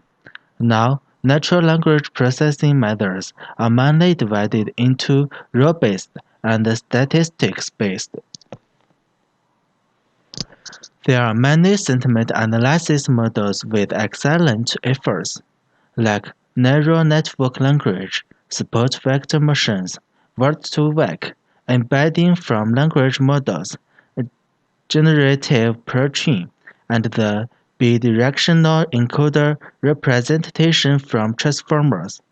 The task of sentiment analysis can be understood as reflecting specific compounds to different sentiment categories. Yoshibijou proposed Neural Network Language.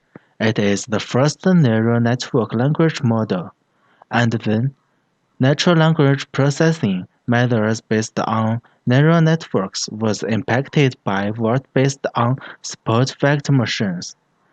Support vector machines achieves good results with less samples. However, its robustness of missing data is poor, and interpretation of high-dimensional kernel functions is not strong. Thomas Markov proposed Word-to-Vec. They proposed the 2 important models, continuous back-and-forth model and continuous scapegoat model. Word-to-Vec transforms word embeddings from high-dimensional and spurious representation to low-dimensional and Dyson representation. At the same time, It considers the context information. Another Peter proposed embedding from language models. Embedding from language models solves ambiguity problem. OpenAI proposed the generative pretrain. Generative pretrain has strong feature extraction capability. Google proposed the bidirectional encoder representation from transformers. It is a general model for natural language processing. Next part is method. IAS-BERT is improved on BERT base. The description of BERT base is as PowerPoint shown. BERT is a general model in natural language processing. Its learning process is similar to filling in the blanks. This model is a stack of multi-layer bidirectional transformer encoders and decoders. In IAS-BERT, its presentation layers, head layers, self-attention height, and feed-forward size are 12, 768, 12, and 3072, respectively. Their conclusion method is as shown in PowerPoint, where K, V, and Q is feature matrix. The improvement of IAS-BERT is the addition of information gain, association vector, and fault matching. Information gain is used to balance high-frequency feature polarity. Association vector is used to attention to impose association rules. Forward matching is used to reduce deep networks computational overhead. This is our new model. In general, word embedding is constituted by token embedding, segment embedding, and position embedding. However, as shown in PowerPoint, input is output after two layers of bidirectional transformer. Transformer is a stack of encoder and decoder. The input of IAS-BERT consists by token embedding, segment embedding, position embedding, and annotation embedding. We use information gain as compound annotation to generate new word embeddings. Token embedding is to convert each word into a fixed dimensional vector. Each word will be converted into a 768-dimensional vector representation.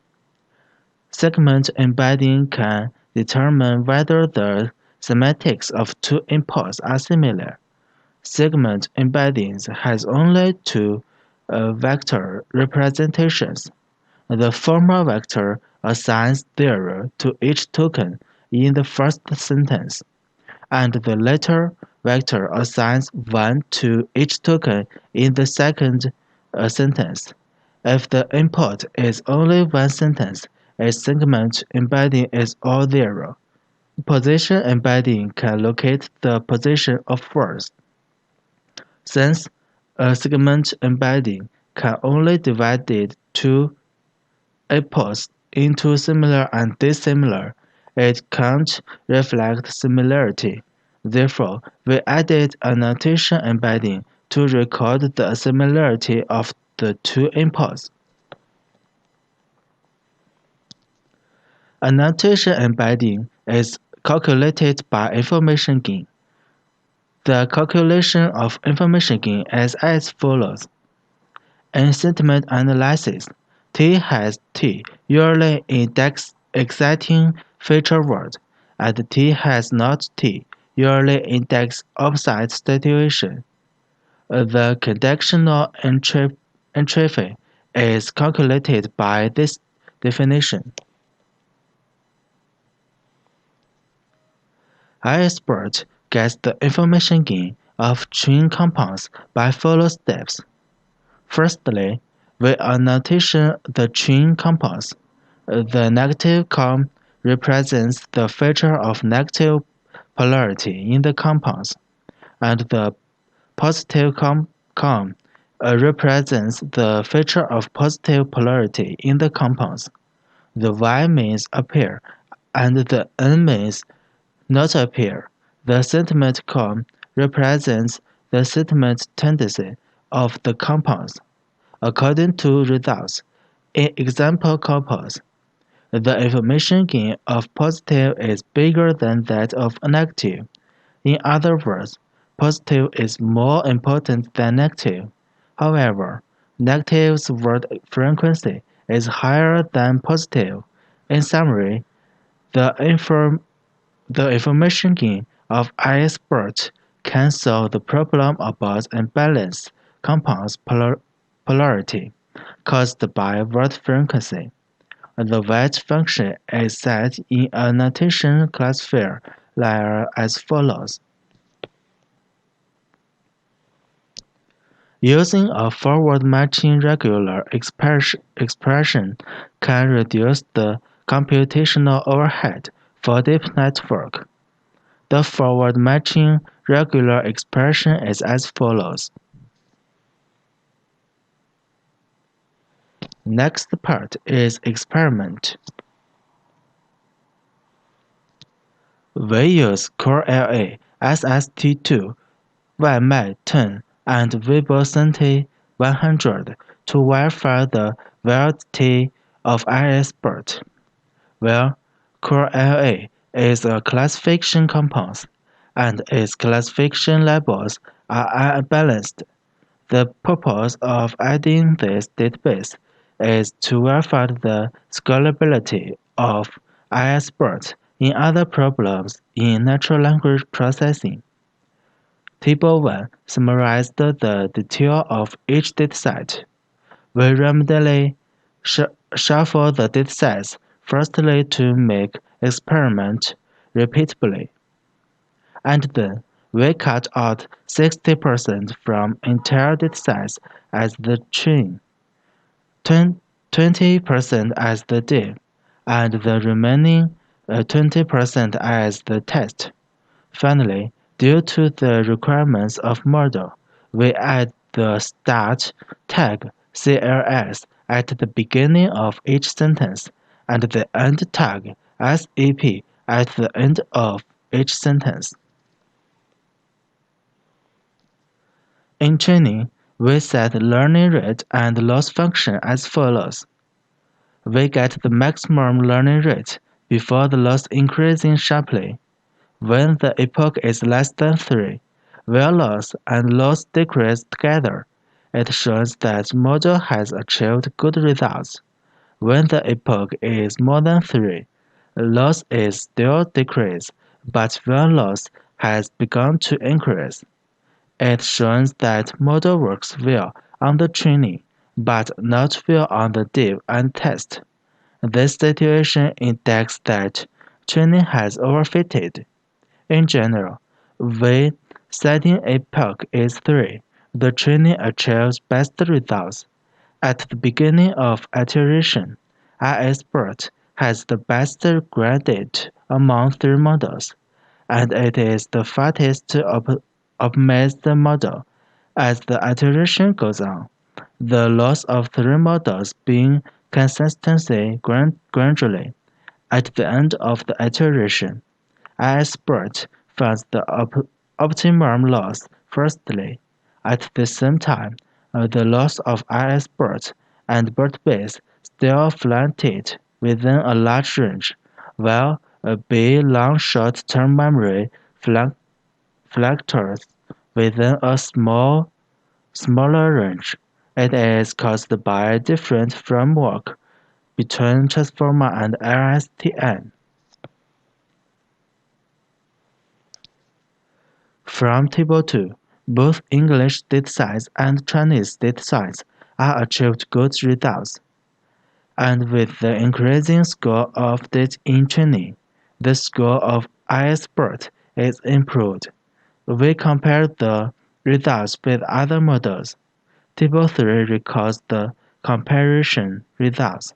According to Table 3, we can draw the following conclusions. Although IAS-BERT achieved higher than benchmark scores in core LA, it will still learn than OpenAI GPT, BERT-based, BERT-large, and mobile BERT. It shows that the adaptability of IAS-BERT is poor when the proportion of positive samples and negative samples in the compounds is different. However, in SST2, Wang 10, and Weibo 100, it has achieved higher scores than existing models. It shows that our model is valued on emotion, equipartition, characteristics, data size. Last part is conclusion. High-frequency features have a great influence on sentiment analysis. Eliminating high-frequency features is of great significance for sentiment analysis.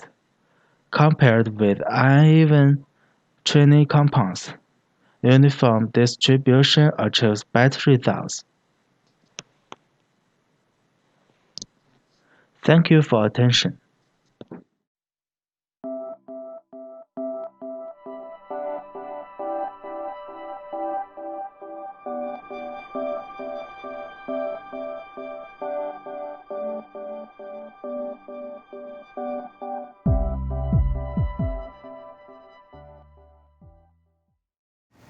Hello everyone, I am glad to introduce our work here. With the development of cloud-based services and artificial intelligence technologies, the personalized diagnosis recommender system has been a hot research topic in medical services.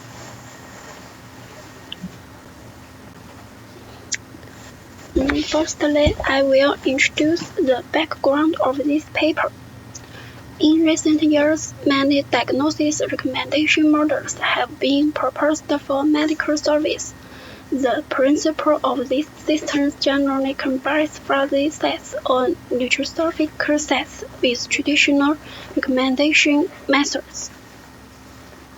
To broaden the usage of Neutrosophic sets in medical diagnosis, many techniques in machine learning and recommender systems are integrated with Neutrosophic set theory to provide more meaningful and accurate predictions on diagnosis recommendations.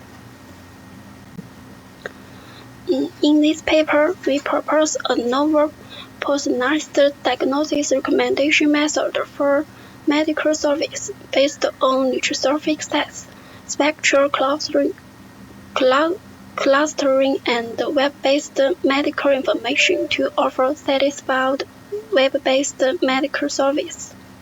Specifically, the Neutrosophic set theory is adopted to formulate the patient's personal information and the symptom factors into more interpretable Neutrosophic sets with uniformly normalized values. Moreover, the spectral clustering section is integrated into the Neutrosophic-based prediction method to enhance the similarity measure in the recommendation method. This feature is the workflow of a Neutrosophic recommender system. Secondly, I will introduce the related works of this paper. What is Neutrosophic set? Neutrosophic set is a high-level fuzzy set, which can be represented by true membership function, uncertain membership function, and false membership function. The elements in unison set X are represented by true membership function, uncertain membership function, and false membership function, respectively. which are called membership degrees of element X to Neutrosophic set. This is the definition domain of the three membership functions can be limited to the standard real unit interval between 0 and 1. The set can be simplified as this. This is the process of Neutrosophication. This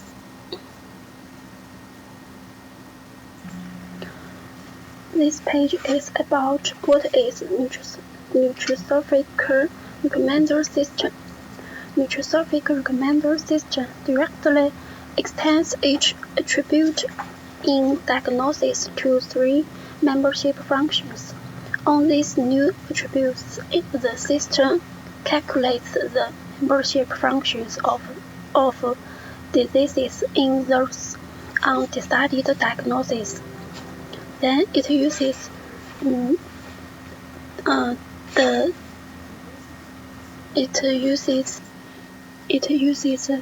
the Neutrosophications to recover the original value of the predicted diseases. Look at this. It is a utility function arm on Neutrosophication operations. Therefore, new essential functions of a Neutrosophic recommender system are prediction and recommendation. Finally, we can use the Neutrosophication operation to obtain the specific value of D. Then I will introduce this part about proposed method. Recommendation algorithm. The goal of the recommendation algorithm is to calculate the similarity between diagnosis and compensate missed diseases in those undecided diagnoses. For each diagnosis in the dataset, we create its Neutrosophic set as a vector W. Because some diseases are unknown, we define the vectors of a diagnosis as V. For two diagnoses, we calculate their similarity as follows. Look at this. Where SR and SS are similarities of a demographic feature and a symptom, respectively. That is, on the Neutrosophic set space, they can be calculated through the similarity of each pair of corresponding attributes X's in two diagnoses as follows. Look at this. Then we can construct a similarity matrix for all diagnoses on their features. This page is about why we use spectral clustering and what is spectral clustering. While large variance on a few factors may result in considerable changes in similarity measure, leading to inaccurate predictions. To address this issue, we resort to spectral clustering. The spectral clustering treats all the data as points in a uniform space, where related points are connected by edges. The algorithm cuts the graphs composed of all the data points, making the weights between different subgraphs after cutting are as low as possible, and the weights within subgraphs are as high as possible.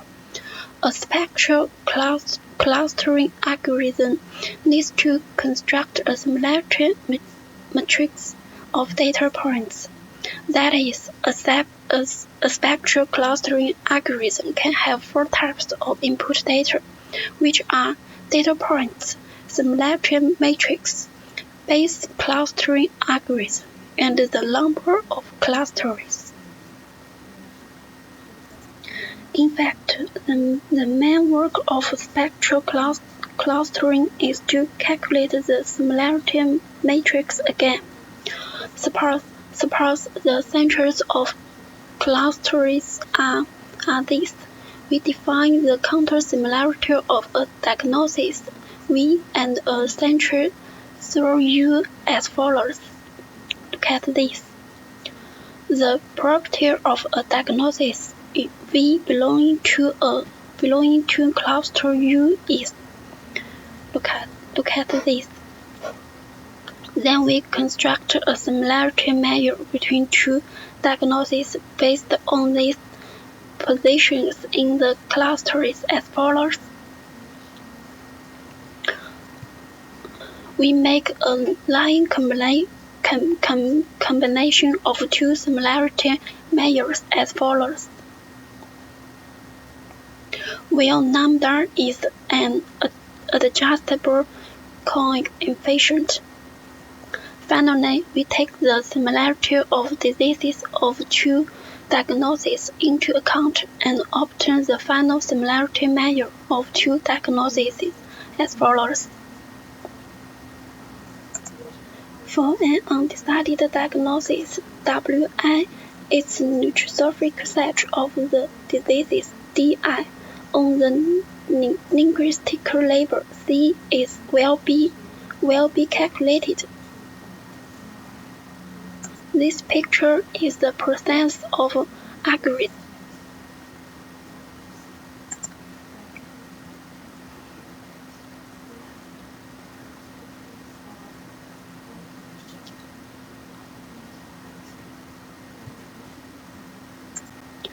This part is about the experiment and results of proposed methods. Our experiments were conducted on 4 medical diagnosis datasets: heart, diabetes, RHC, and DMD.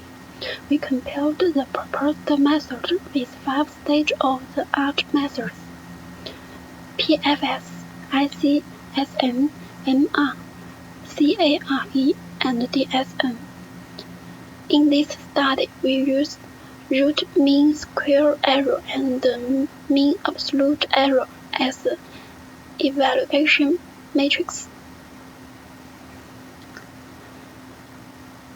This picture is the comparison of 6 stages of the ART methods on 4 datasets in terms of RMSE and MAE. From Figure A, we can find the RMSE of proposed method is smaller than other methods. On the other hand, the MAE of our proposed method is still smaller than the other methods.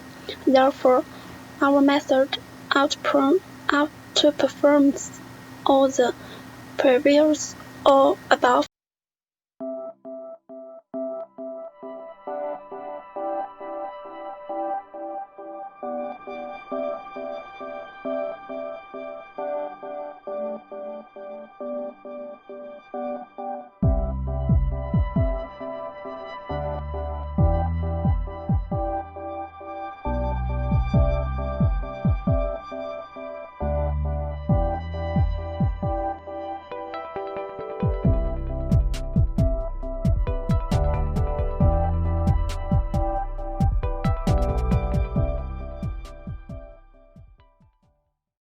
Hello everyone, this is Wei Hao from Anhui University of Science and Technology, and today I'm going to present DAO index-based representation for processing XPath queries on very large XML document.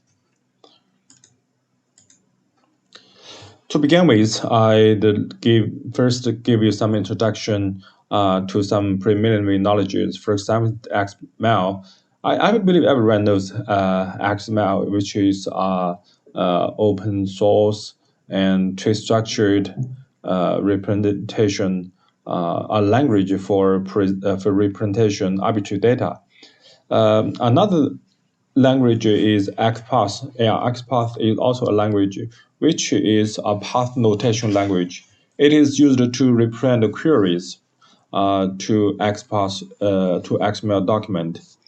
And in this study, I support only a subset of XPath queries. And actually, XPath is very expressive. It can reprint a wide range of queries. And on the right side, some notation in the paper. Okay, this may be a very abstract for you to understand quickly. So I'd give you a concrete example. Okay, as you can see here on the left side, there is a short text which you can see immediately recognize as XML text. And from this one, we can construct a XML tree like this. And all the nodes are connected by edges and to form a tree shape. And also there are different features we call and different nodes like element node, content node, object node, etc. And then from this tree we can see there are some relationships among nodes. For example, let's if I pick this one called it itself, yeah, FF it is itself, and the relationship between F and D we call the parent. For example, D is the parent of F, and correspondingly we have siblings like this one. We call E is the preceding sibling of F, and J is the following sibling of J. And between each two of nodes on the same XML tree, there are one single relationship. For example, B and F preceding, and F and K called the following, etc. Some relationships. So XPath is a language to describe such a situation, to such relationships. And in case when we process very large XML document, usually we first split XML document into pieces and then we process it. Here is a concrete example to show how we do that. So for example, here is a very long text. For similarity, I just give the tag name A, B, C, D like that. And then in the first phase, we split into multiple chunks like this. And we call that splitting phase.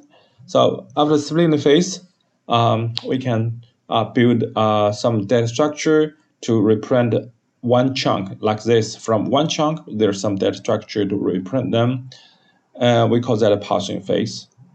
And then, given our XPath query, here is the XPath query. We to query the from child A, then child B, and child E like that. And then the query will be performed directly on these kind of strange trees. And then we collect the result and concatenate them to form the final result. And then we call that a querying phase. This is just a simple demonstration of how querying and works when we have to evaluate XPath queries in parallel.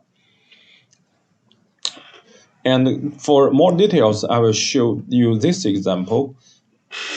As you can see, here is the input XML text. Then from this one, we can construct an XML tree like this. And you can see here in the red circle, we only have these nodes, C, C, A, C, B as this node. We don't have this A and this B. You can see here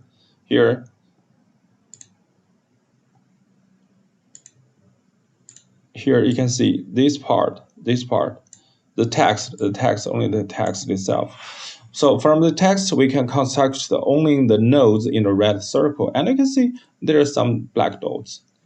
For example, one is C. So it only we only have its end node, not a node, end tag. We don't have its start tag. So we give a black dot on the left side correspondingly. For example, this A, we only have its left side, the start tag. That means we don't have the right side, so we give a black dot here, and this B corresponds to this dot. Then we develop an algorithm to recover this A and this B. That means the nodes connect to the root. And actually, this job had been done in our previous work. Okay, then here we have some notions. For example, we call that a prepass, which is a list of pre-nodes. Yeah, like the dotted nodes. And we also have a subtree like this. It's not one tree; it's a set of trees. So like there are three trees, and also with some black dots. So in this case, the left open nodes, and for this, they are right open nodes. So with these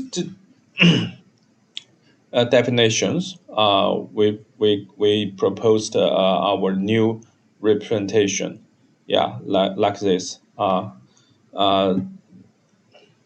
We can use index to represent a node. In this case, there are two existing, not mine. Sorry. Ni is existing. So, for example, there are many texts. We just remember all the tags, and from 1 to 10, like this. So A ranges from 1 to 10, and B, yeah, from 2 to 7. So B is here, 2, and 7 is here. Yeah, it's start tag and end tag. And also we have PSL. These are existing indexes. So here we have two different indexes called a DAO index. One is BFOS, another one is GRE. And here is just one single partial tree, and from this partial tree, we can create a table like this. And in the table, we have its tag like this. So of course, all these tags are just use its index, not a text, to save memory, to save the storage, and also the type. This is a start tag, this is end tag, this is parent, and this is child. So all these are indexed, and also have growth tag, for example. So tag 0 and tag 0, and index 9 and 11, and 1 correspond to 4, etc. So there are two indexes. We use this index to represent a tree instead of links. So which is basically similar techniques used in database. As we know, database have some tables, and this table on this slide corresponding to the tables in the database. Quite similar, and basically they are the same in naturally speaking. And here is the querying algorithm. Actually, the querying algorithms are very complicated, much complicated than what I shown in this slide. But to save time, I only show you the overall algorithm. This is actually like the overall, the whole algorithm of all the algorithm. I didn't show you all the details, but this one is very important because it's like the root algorithm, the one algorithm that connects to all the others, and the one manages the others.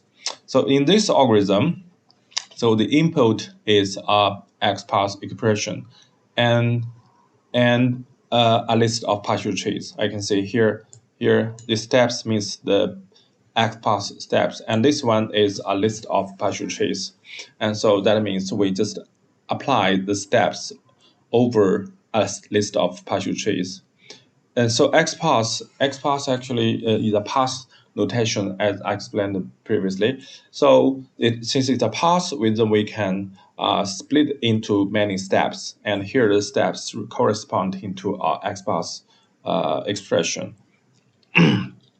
Then here is in the first two steps, we initialize the result list, which are used to store results, and then in the loop we simply evaluate XPath step by step. That means from first step to the second. And then in the whole process, we simply call the corresponding query algorithms. Here, as you can see, this is intermediate query algorithm to process a single step. And then the output of one step is the input for the next step. So step by step, after the loop is done, then we can retrieve the result here. So here again, it's our overall algorithm. Okay, now let's go to the experiment part. In the experiment, we use 32 Amazon EC2 cloud instance, equivalent with E5, and each of these has 30 gigabytes memory, and running Amazon Linux, which is special Linux. And the language we used to implement our representation is Java 1.6. And here are the experimental data, and there are three different that type of XML document, and XMark 100, XMark 2000, just the same type, but with different size. And here are the size. For some DBLP, the size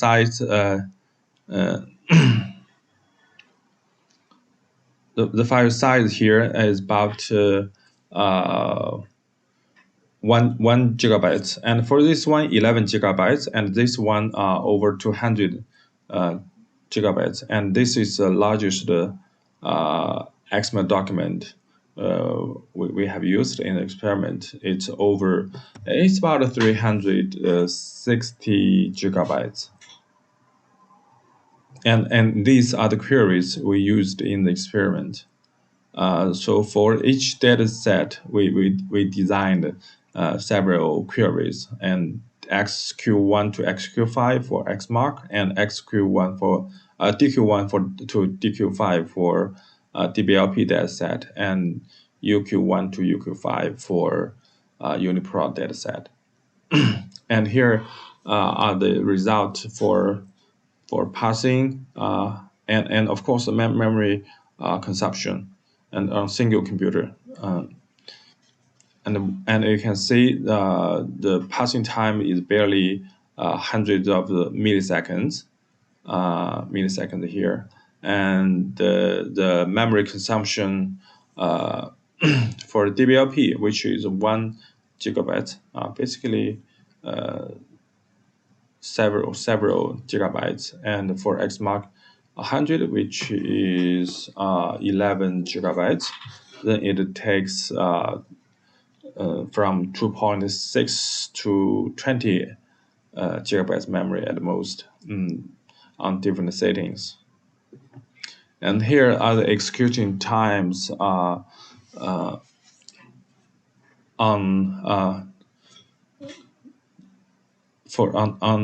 two datasets, XMark 100 and DBLP dataset.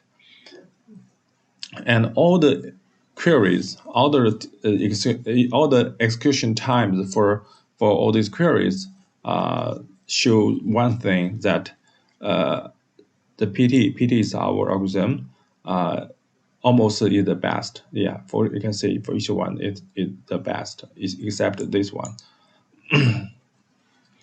Yeah, so we achieved good absolute time on a single EC2 instance. And here are the results on multiple instances. As you can see here, we use XMark 2000 and UniProt, and the file size of 220 gigabytes and 358 gigabytes. The loading time for XMark is 2 110 seconds, and for this one is 379 hands. And here the memory consumption. And for all these queries, the query time is about several seconds. And please take look here. Please note, you should know that the file size is over 200 gigabytes and 300 gigabytes, and the query just look up all the related nodes. So I believe the absolute time is acceptable and considerable.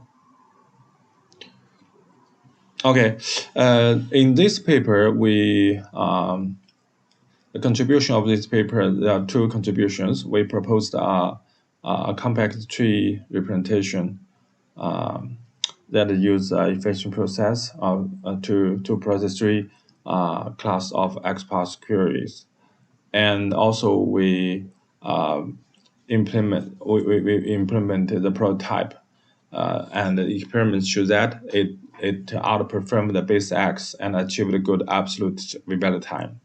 And the feature work is three feature work. We want to portal this implementation on distributed file systems, and also we want to improve the process of data feeding. And last, we want to improve the performance of querying algorithms. Okay, this is the end of this presentation. If you have any questions and if you want to have a further discussion, please feel free to ask me. And also here is my email. If you have questions, you can just write email to me. Okay, that's all. Thank you.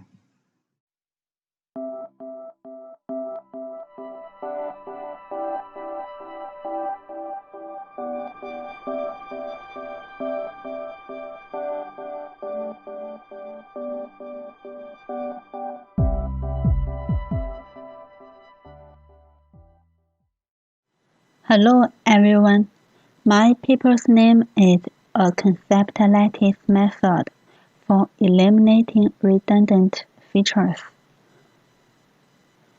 Next, I will introduce my paper from the following four aspects, namely introduction, method, experiment, and conclusion. Firstly, introduction includes the background and related work. The development of microarray gene technology has enabled researchers to obtain a large amount of gene expression data. These samples have the characteristics of small-scale samples at high dimension. At the same time, there are a number of unrelated genes in the obtained data.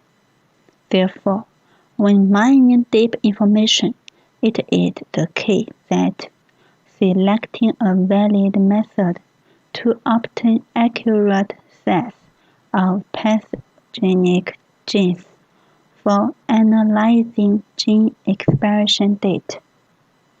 Feature selection as an important data processing process can select impact feature genes in biological data to achieve high-dimensional problems while removing irrelevant feature genes.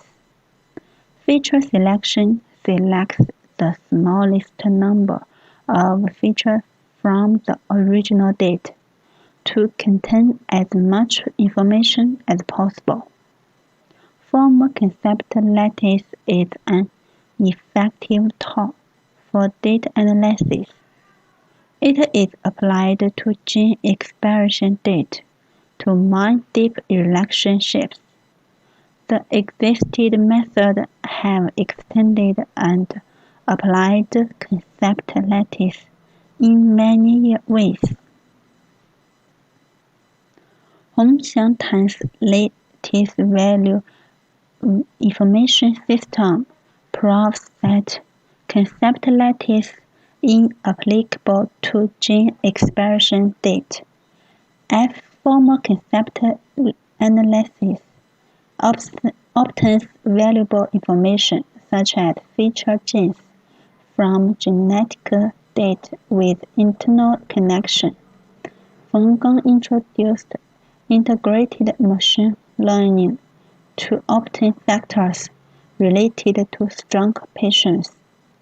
The multi-cluster feature selection proposed by Hayden proposes calculating score to quantify the feature based on spectral clustering and selects the highest of D features as output. This is the second part. In order to improving the accuracy of getting disease-causing genes, we proposed the MCMR. Firstly, it uses spectral clustering to process the data. It calculates the Laplacian matrix, where L is the Laplacian matrix, D is the degree matrix, and W is the similarity matrix. The adjacency matrix representing the similarity.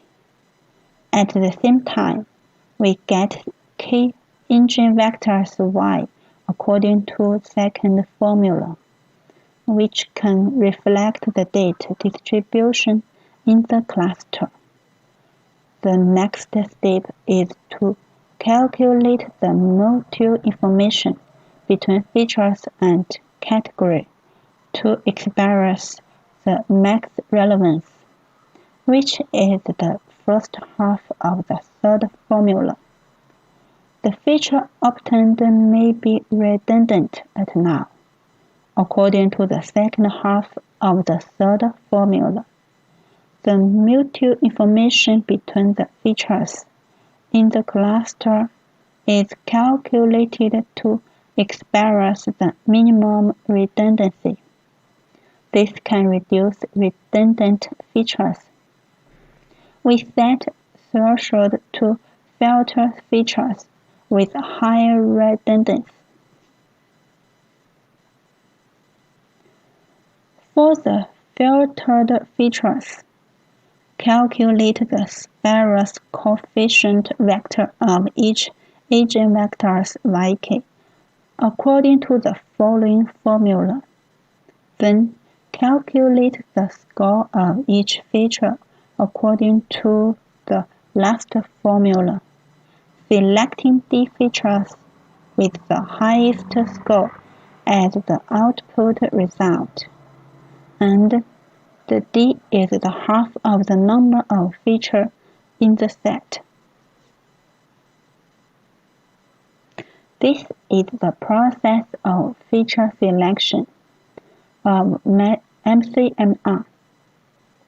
MCMR can not only get small information feature genes cluster with less number, but also maintain accuracy when cluster is increases.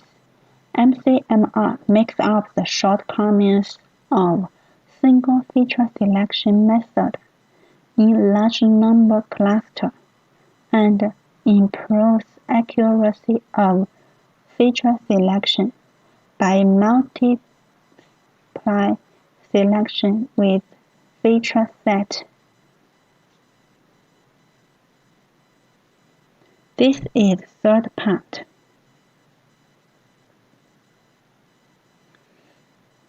This paper verified the validity of MCMR on prostate tumor, lung cancer, breast cancer, and leukemia. The detailed information of this set is shown in Table 1.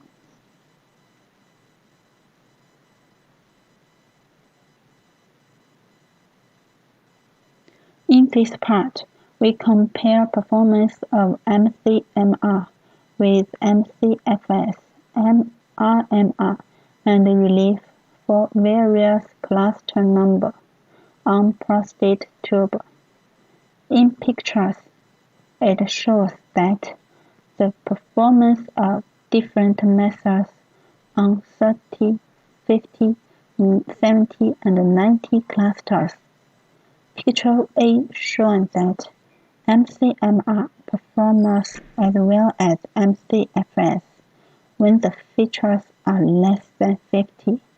Picture B and C shows that the performance of MCMR is improving gradually and always higher than others when cluster is 50 and 70. MCFS gets best results when cluster is 70. When cluster is more than 90, the experiment performance becomes worse. Picture D shows that MCMR gets the best performance when cluster is 90. The quantity of features also affects experiment results. It is shown from picture A and 2D. MCMR gets the best performance when feature is 130. In Table 2, it shows that MCMR gets different results in different datasets. The best results on prostate tumor. This proves our new method is valid. When cluster increases, the performance of method is better and get the max value at 90 clusters. When cluster is less than 50, the performance of MCMR and MCFS is equivalent. When cluster is more than 50, MCMR gets better results than others.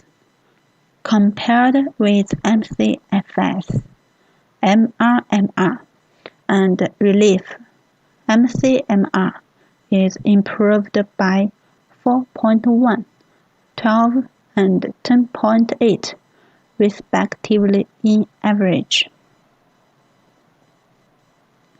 In Table 3, it is easy to note that accuracy of relief and MRMR are close, which reaches 82 and 82.4 on average. The effect of MCFS is better than those two, which reaches 89.8 on average. The highest accuracy belongs to MCMR, that it is 95.5 on average. It shows that the valued and superiority of MCMR in feature selection. The experimental results show that MCMR improves the accuracy of related genes selection and reduces redundant genes compared with other methods. We use MCMR to construct a concept lattice in each dataset. Compared with MCFS, MCMR and has less concept in concept lattice. MCMR performs differently in different datasets. Among them, it performed best in lung cancer, with a concept reduction of 10.1%, using feature selection to remove redundant genes from high-dimensional gene expiration date and obtain feature genes. It can reduce the formal context and concepts in concept lattice. This is first part, and introduce the current problem and future work. Aiming at the problem of prove feature selection effect in case of large number of clusters. This paper proposes an integrated feature selection method, MCMR, to improve the capability of feature selection on genetic data. We focus on the extraction of feature genes by clustering to reduce attribute genes concept. Our experimental shows that MCMR improved the accuracy of data classification, and it also reduced concept of formal concept lattice at the same time. However, this method has high computational overhead, thus we try to reduce it through improved framework of MCMR. For future work, we will pay attention to find a way to reduce computational overhead. Thanks for your attention.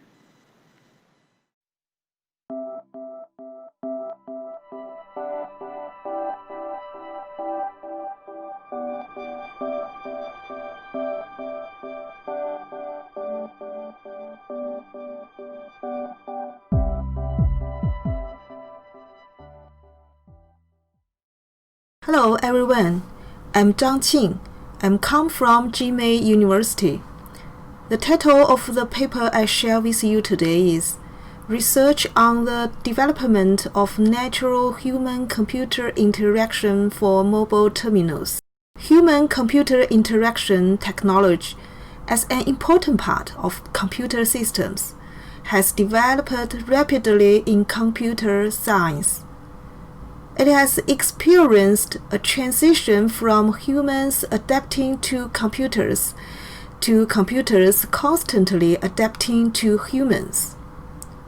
With the development of human-computer interaction, users are more and more inclined to use natural communication methods such as natural language, gestures, and vision instead of traditional keyboard and mouse input. In today's era of the mobile internet, mobile terminals have been widely used. Due to their portability and mobility, users expect their interactions with mobile terminals to be smooth and natural. The natural human-computer interaction of mobile terminals has become a research hotspot. From the evolution process of mobile phone human-computer interaction, mobile human-computer interaction experienced the following three stages. The first, the human-computer interaction interface in the form of characters represented by Motorola. Second, graphical user interface represented by Apple iPhone. The third, multimodal human-computer interaction interface. At present, promoted by the new generation of information technology clusters such as artificial intelligence, big data, cloud computing, VR/AR, etc. The natural human-computer interaction technology of mobile terminals has also entered a new development stage. The future human-computer interaction of mobile terminals has four development directions. The first direction, Natural HCI. Natural human-computer interaction refers to a process in which users only use the existing cognitive habits and familiar behavior patterns to interact with the computer. It is usually imprecise and natural behavior. The goal of the natural human-computer interaction is to get rid of the shackle of mouse and keyboard, allow users to use their own senses and existing life experience to operate, and reduce the cost and burden of learning as much as possible. The common natural interaction technologies include multi-touch, gesture recognition, expression recognition, voice interaction, and eye tracking. With the development of natural interaction technology, one or more natural interaction technologies are used in the interaction of mobile terminals, forming the prototype of natural user interface. However, there are some usability problems in the use of natural user interface, such as limited use scenarios, lack of functional visibility, cognitive differences, and so on. These usability problems will increase the learning cost of users and turn natural interaction into unnatural. Obviously, it is not enough to only apply natural interaction technology to human-computer interaction. From another aspect, interaction design should also adopt user-centered design method. Design a natural interaction mode with the best user experience by considering user logic, user habits, user types, and user scenarios. Besides, with the continuous breakthrough of brain-computer interface technology, it will be possible to directly control the computer with ideas, which will completely change the form of human-computer interaction in the future. The second direction, HCI with AR scenarios. With the rapid development of mobile terminal devices, the products represented by high-performance smartphones and wearable devices provide a career for the practical application of augmented reality in mobile terminals. If the AR system can be integrated into a mobile phone, the camera is responsible for collecting images, and the processing unit is responsible for analyzing and reconstructing the images. To realize the alignment of the coordinate system and the fusion calculation of the virtual scene, the processed images will be displayed on the screen of the mobile phone to realize the realistic enhancement effect.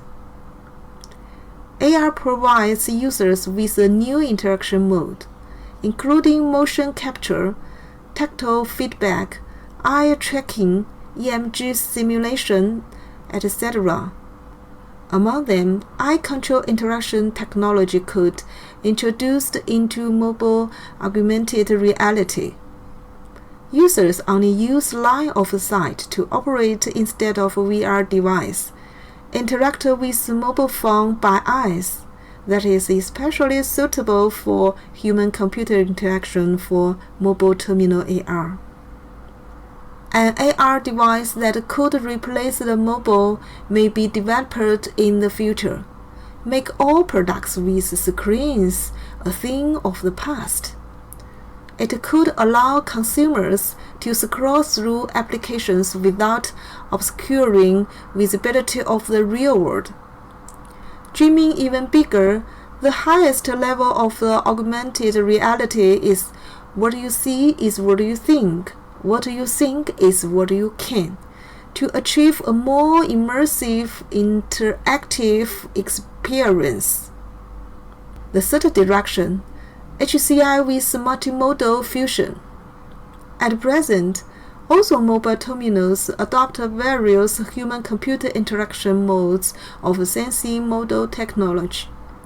The information recognition and the processing of each model are mostly separated, and the real intention of users may not be accurately obtained.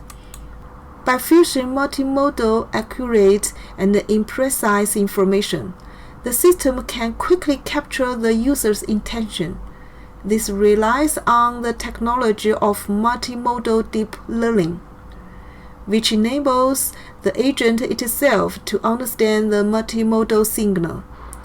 It needs to accommodate the auditory, visual, and sensing signals for unified thinking, so that the machine can carry out multimodal collaborative learning.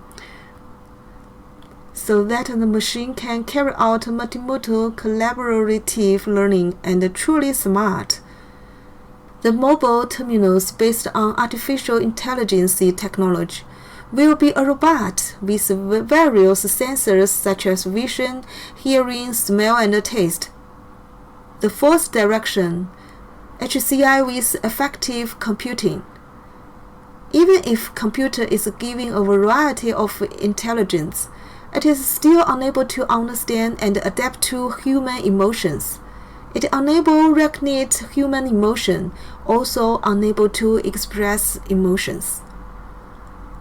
Effective computing is a highly integrated research field which combines computational science, psychological science, and cognitive science. It can be used in the process of human-computer interaction. By studying the emotional characteristic of human interaction, a human-computer interaction environment with emotional feedback is constructed. The human-computer interaction not only has high precision and cognitive intelligence, but also has high emotional intelligence. In the future, the computer will have high EQ, which can effectively solve the situation perception, emotional understanding, and emotional expression in human-computer interaction, and make a reasonable response. Emotional information is often expressed from multiple dimensions, such as language, voice intonation, facial, and limbs in face-to-face communication. In the process of human-computer interaction, emotional feature recognition also needs to be calculated from multiple dimensions, such as text emotion analysis, facial expression recognition, speech emotion recognition, posture recognition, and even through physiologic pattern recognition, such as skin, electric response, breathing, heart rate, body temperature, brain wave, and so on. Multimodal emotion information fusion and combining the context information of the situation at that time would make computer recognize and understand the human emotion. In addition, how to establish an emotional mode based on psychologic and cognitive science to express the relationship between emotion, cognition, and will, which is suitable for machine implementation, will also be a great challenge. With the continuous breakthrough of human-computer interaction technology, mobile human-computer interaction presents a trend of continuous development towards natural human-computer interaction, VR/AR, multimodal fusion, and emotional human-computer interaction.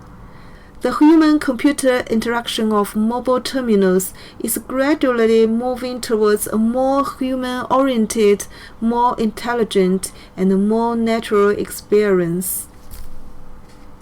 Thanks. Thank you for listening.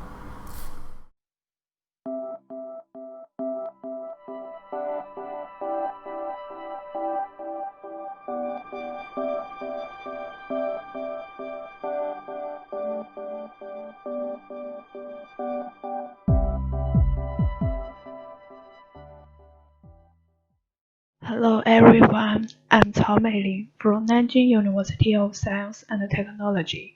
and I'm glad to introduce my article to you. My introduction is divided into the following 4 parts: research background, research purposes, research status, and summary. In recent years, crowdsourcing has received universal concern in both academia and industry. The emergence of crowdsourcing undoubtedly facilitates knowledge graph technology. As an important branch of artificial intelligence, the KG technology usually involves machine intelligence and human intelligence, especially in the creation of knowledge graphs. Human participation is indispensable, which provides a good scenario for the application of crowdsourcing. Here, please allow me to introduce you to the concepts of crowdsourcing and knowledge graphs. The concept of crowdsourcing was first proposed by Jeff in 2006. He described crowdsourcing as the practice of assigning tasks of an organization or company to a non-specific crowd through network platforms. By summarizing the different definitions of crowdsourcing, we can define it as a kind of participatory online activity which solves the tasks that machine intelligence alone is difficult to complete by integrating machines and humans on the internet. As for a knowledge graph, we can define it as a kind of structured semantic knowledge base which is used to describe concepts and their relationships in the physical world in symbolic form. The construction of knowledge graphs is inseparable from the participation of humans, comparing with employing domain experts, introducing crowd workers in the construction and refinement of knowledge graphs is cheaper and fast. This is exactly our research purposes. This paper focuses on the current progress of crowdsourcing and knowledge graphs in academia and industry and summarizes the application of crowdsourcing in knowledge graphs. When crowdsourcing tasks are related to knowledge, we will use knowledge-intensive crowdsourcing. It is a branch of crowdsourcing, aims to achieve some knowledge-intensive tasks, and it can bridge the gap between AI and human brains. In the 3rd chapter of the paper, I introduced some key issues on knowledge-intensive crowdsourcing. First, let's talk about what. What should be done by people?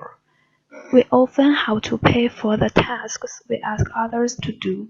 Although the single amount is not much, if all the work related to the knowledge graph is left to people, it will be very expensive in general.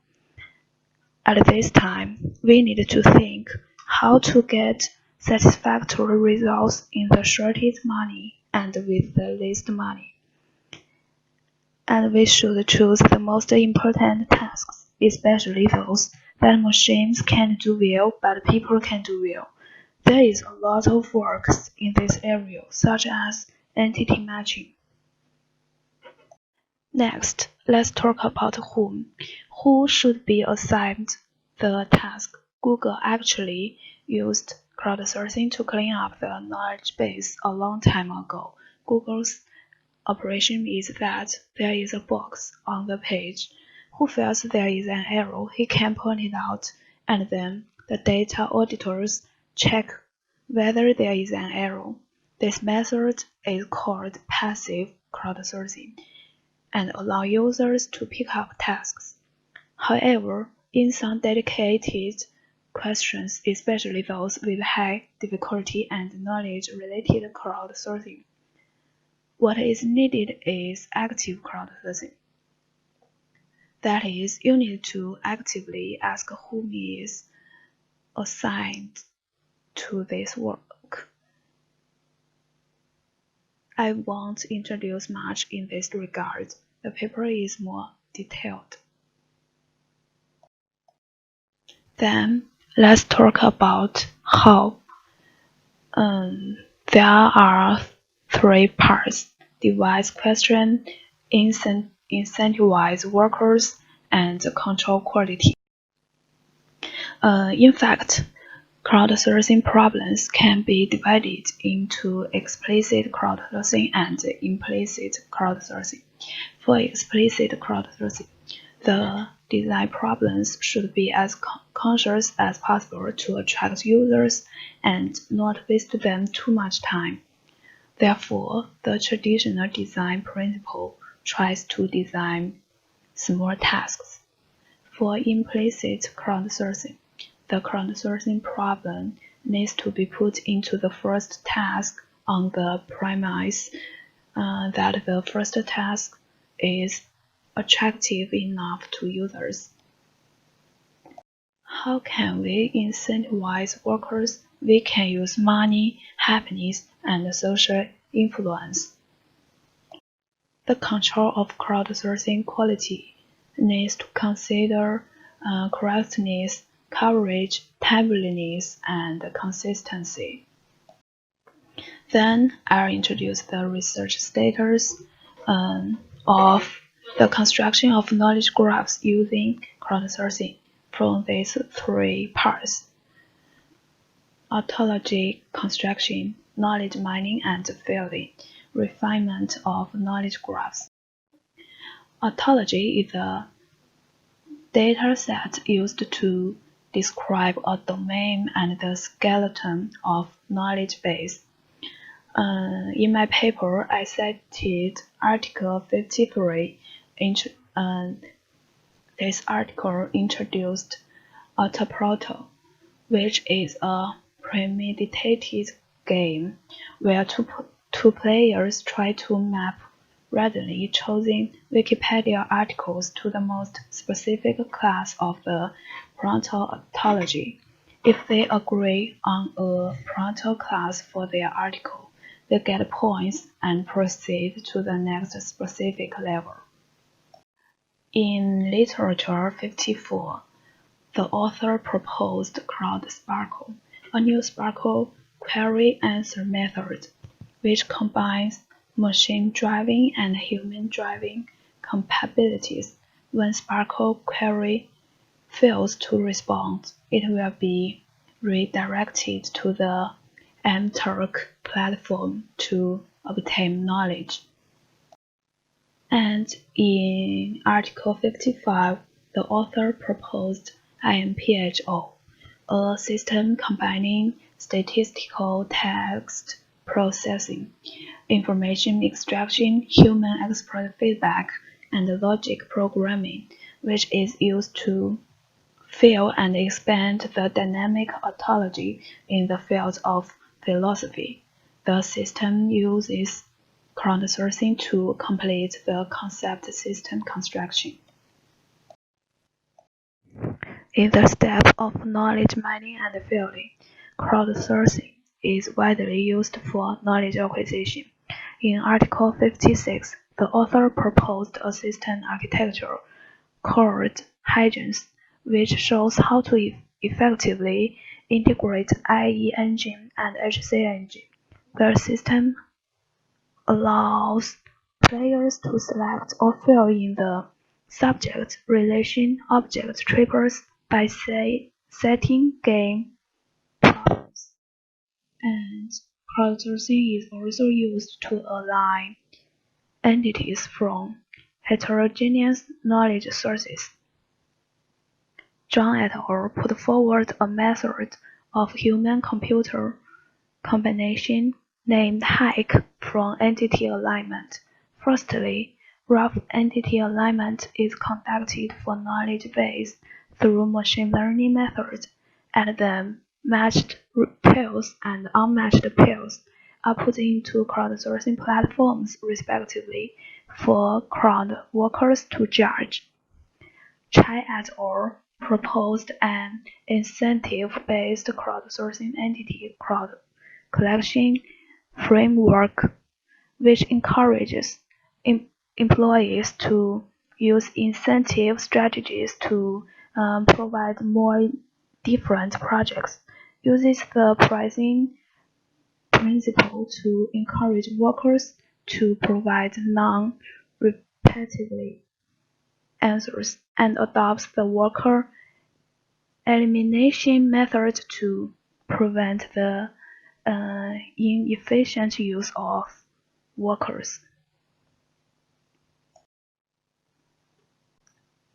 And the refinement of knowledge graphs always includes field gaps and error collection. About the field gaps, Wikipedia is based on the principle that everyone can participate. It has the characteristics of open sharing, interactive collaboration, and comprehensive and accurate information.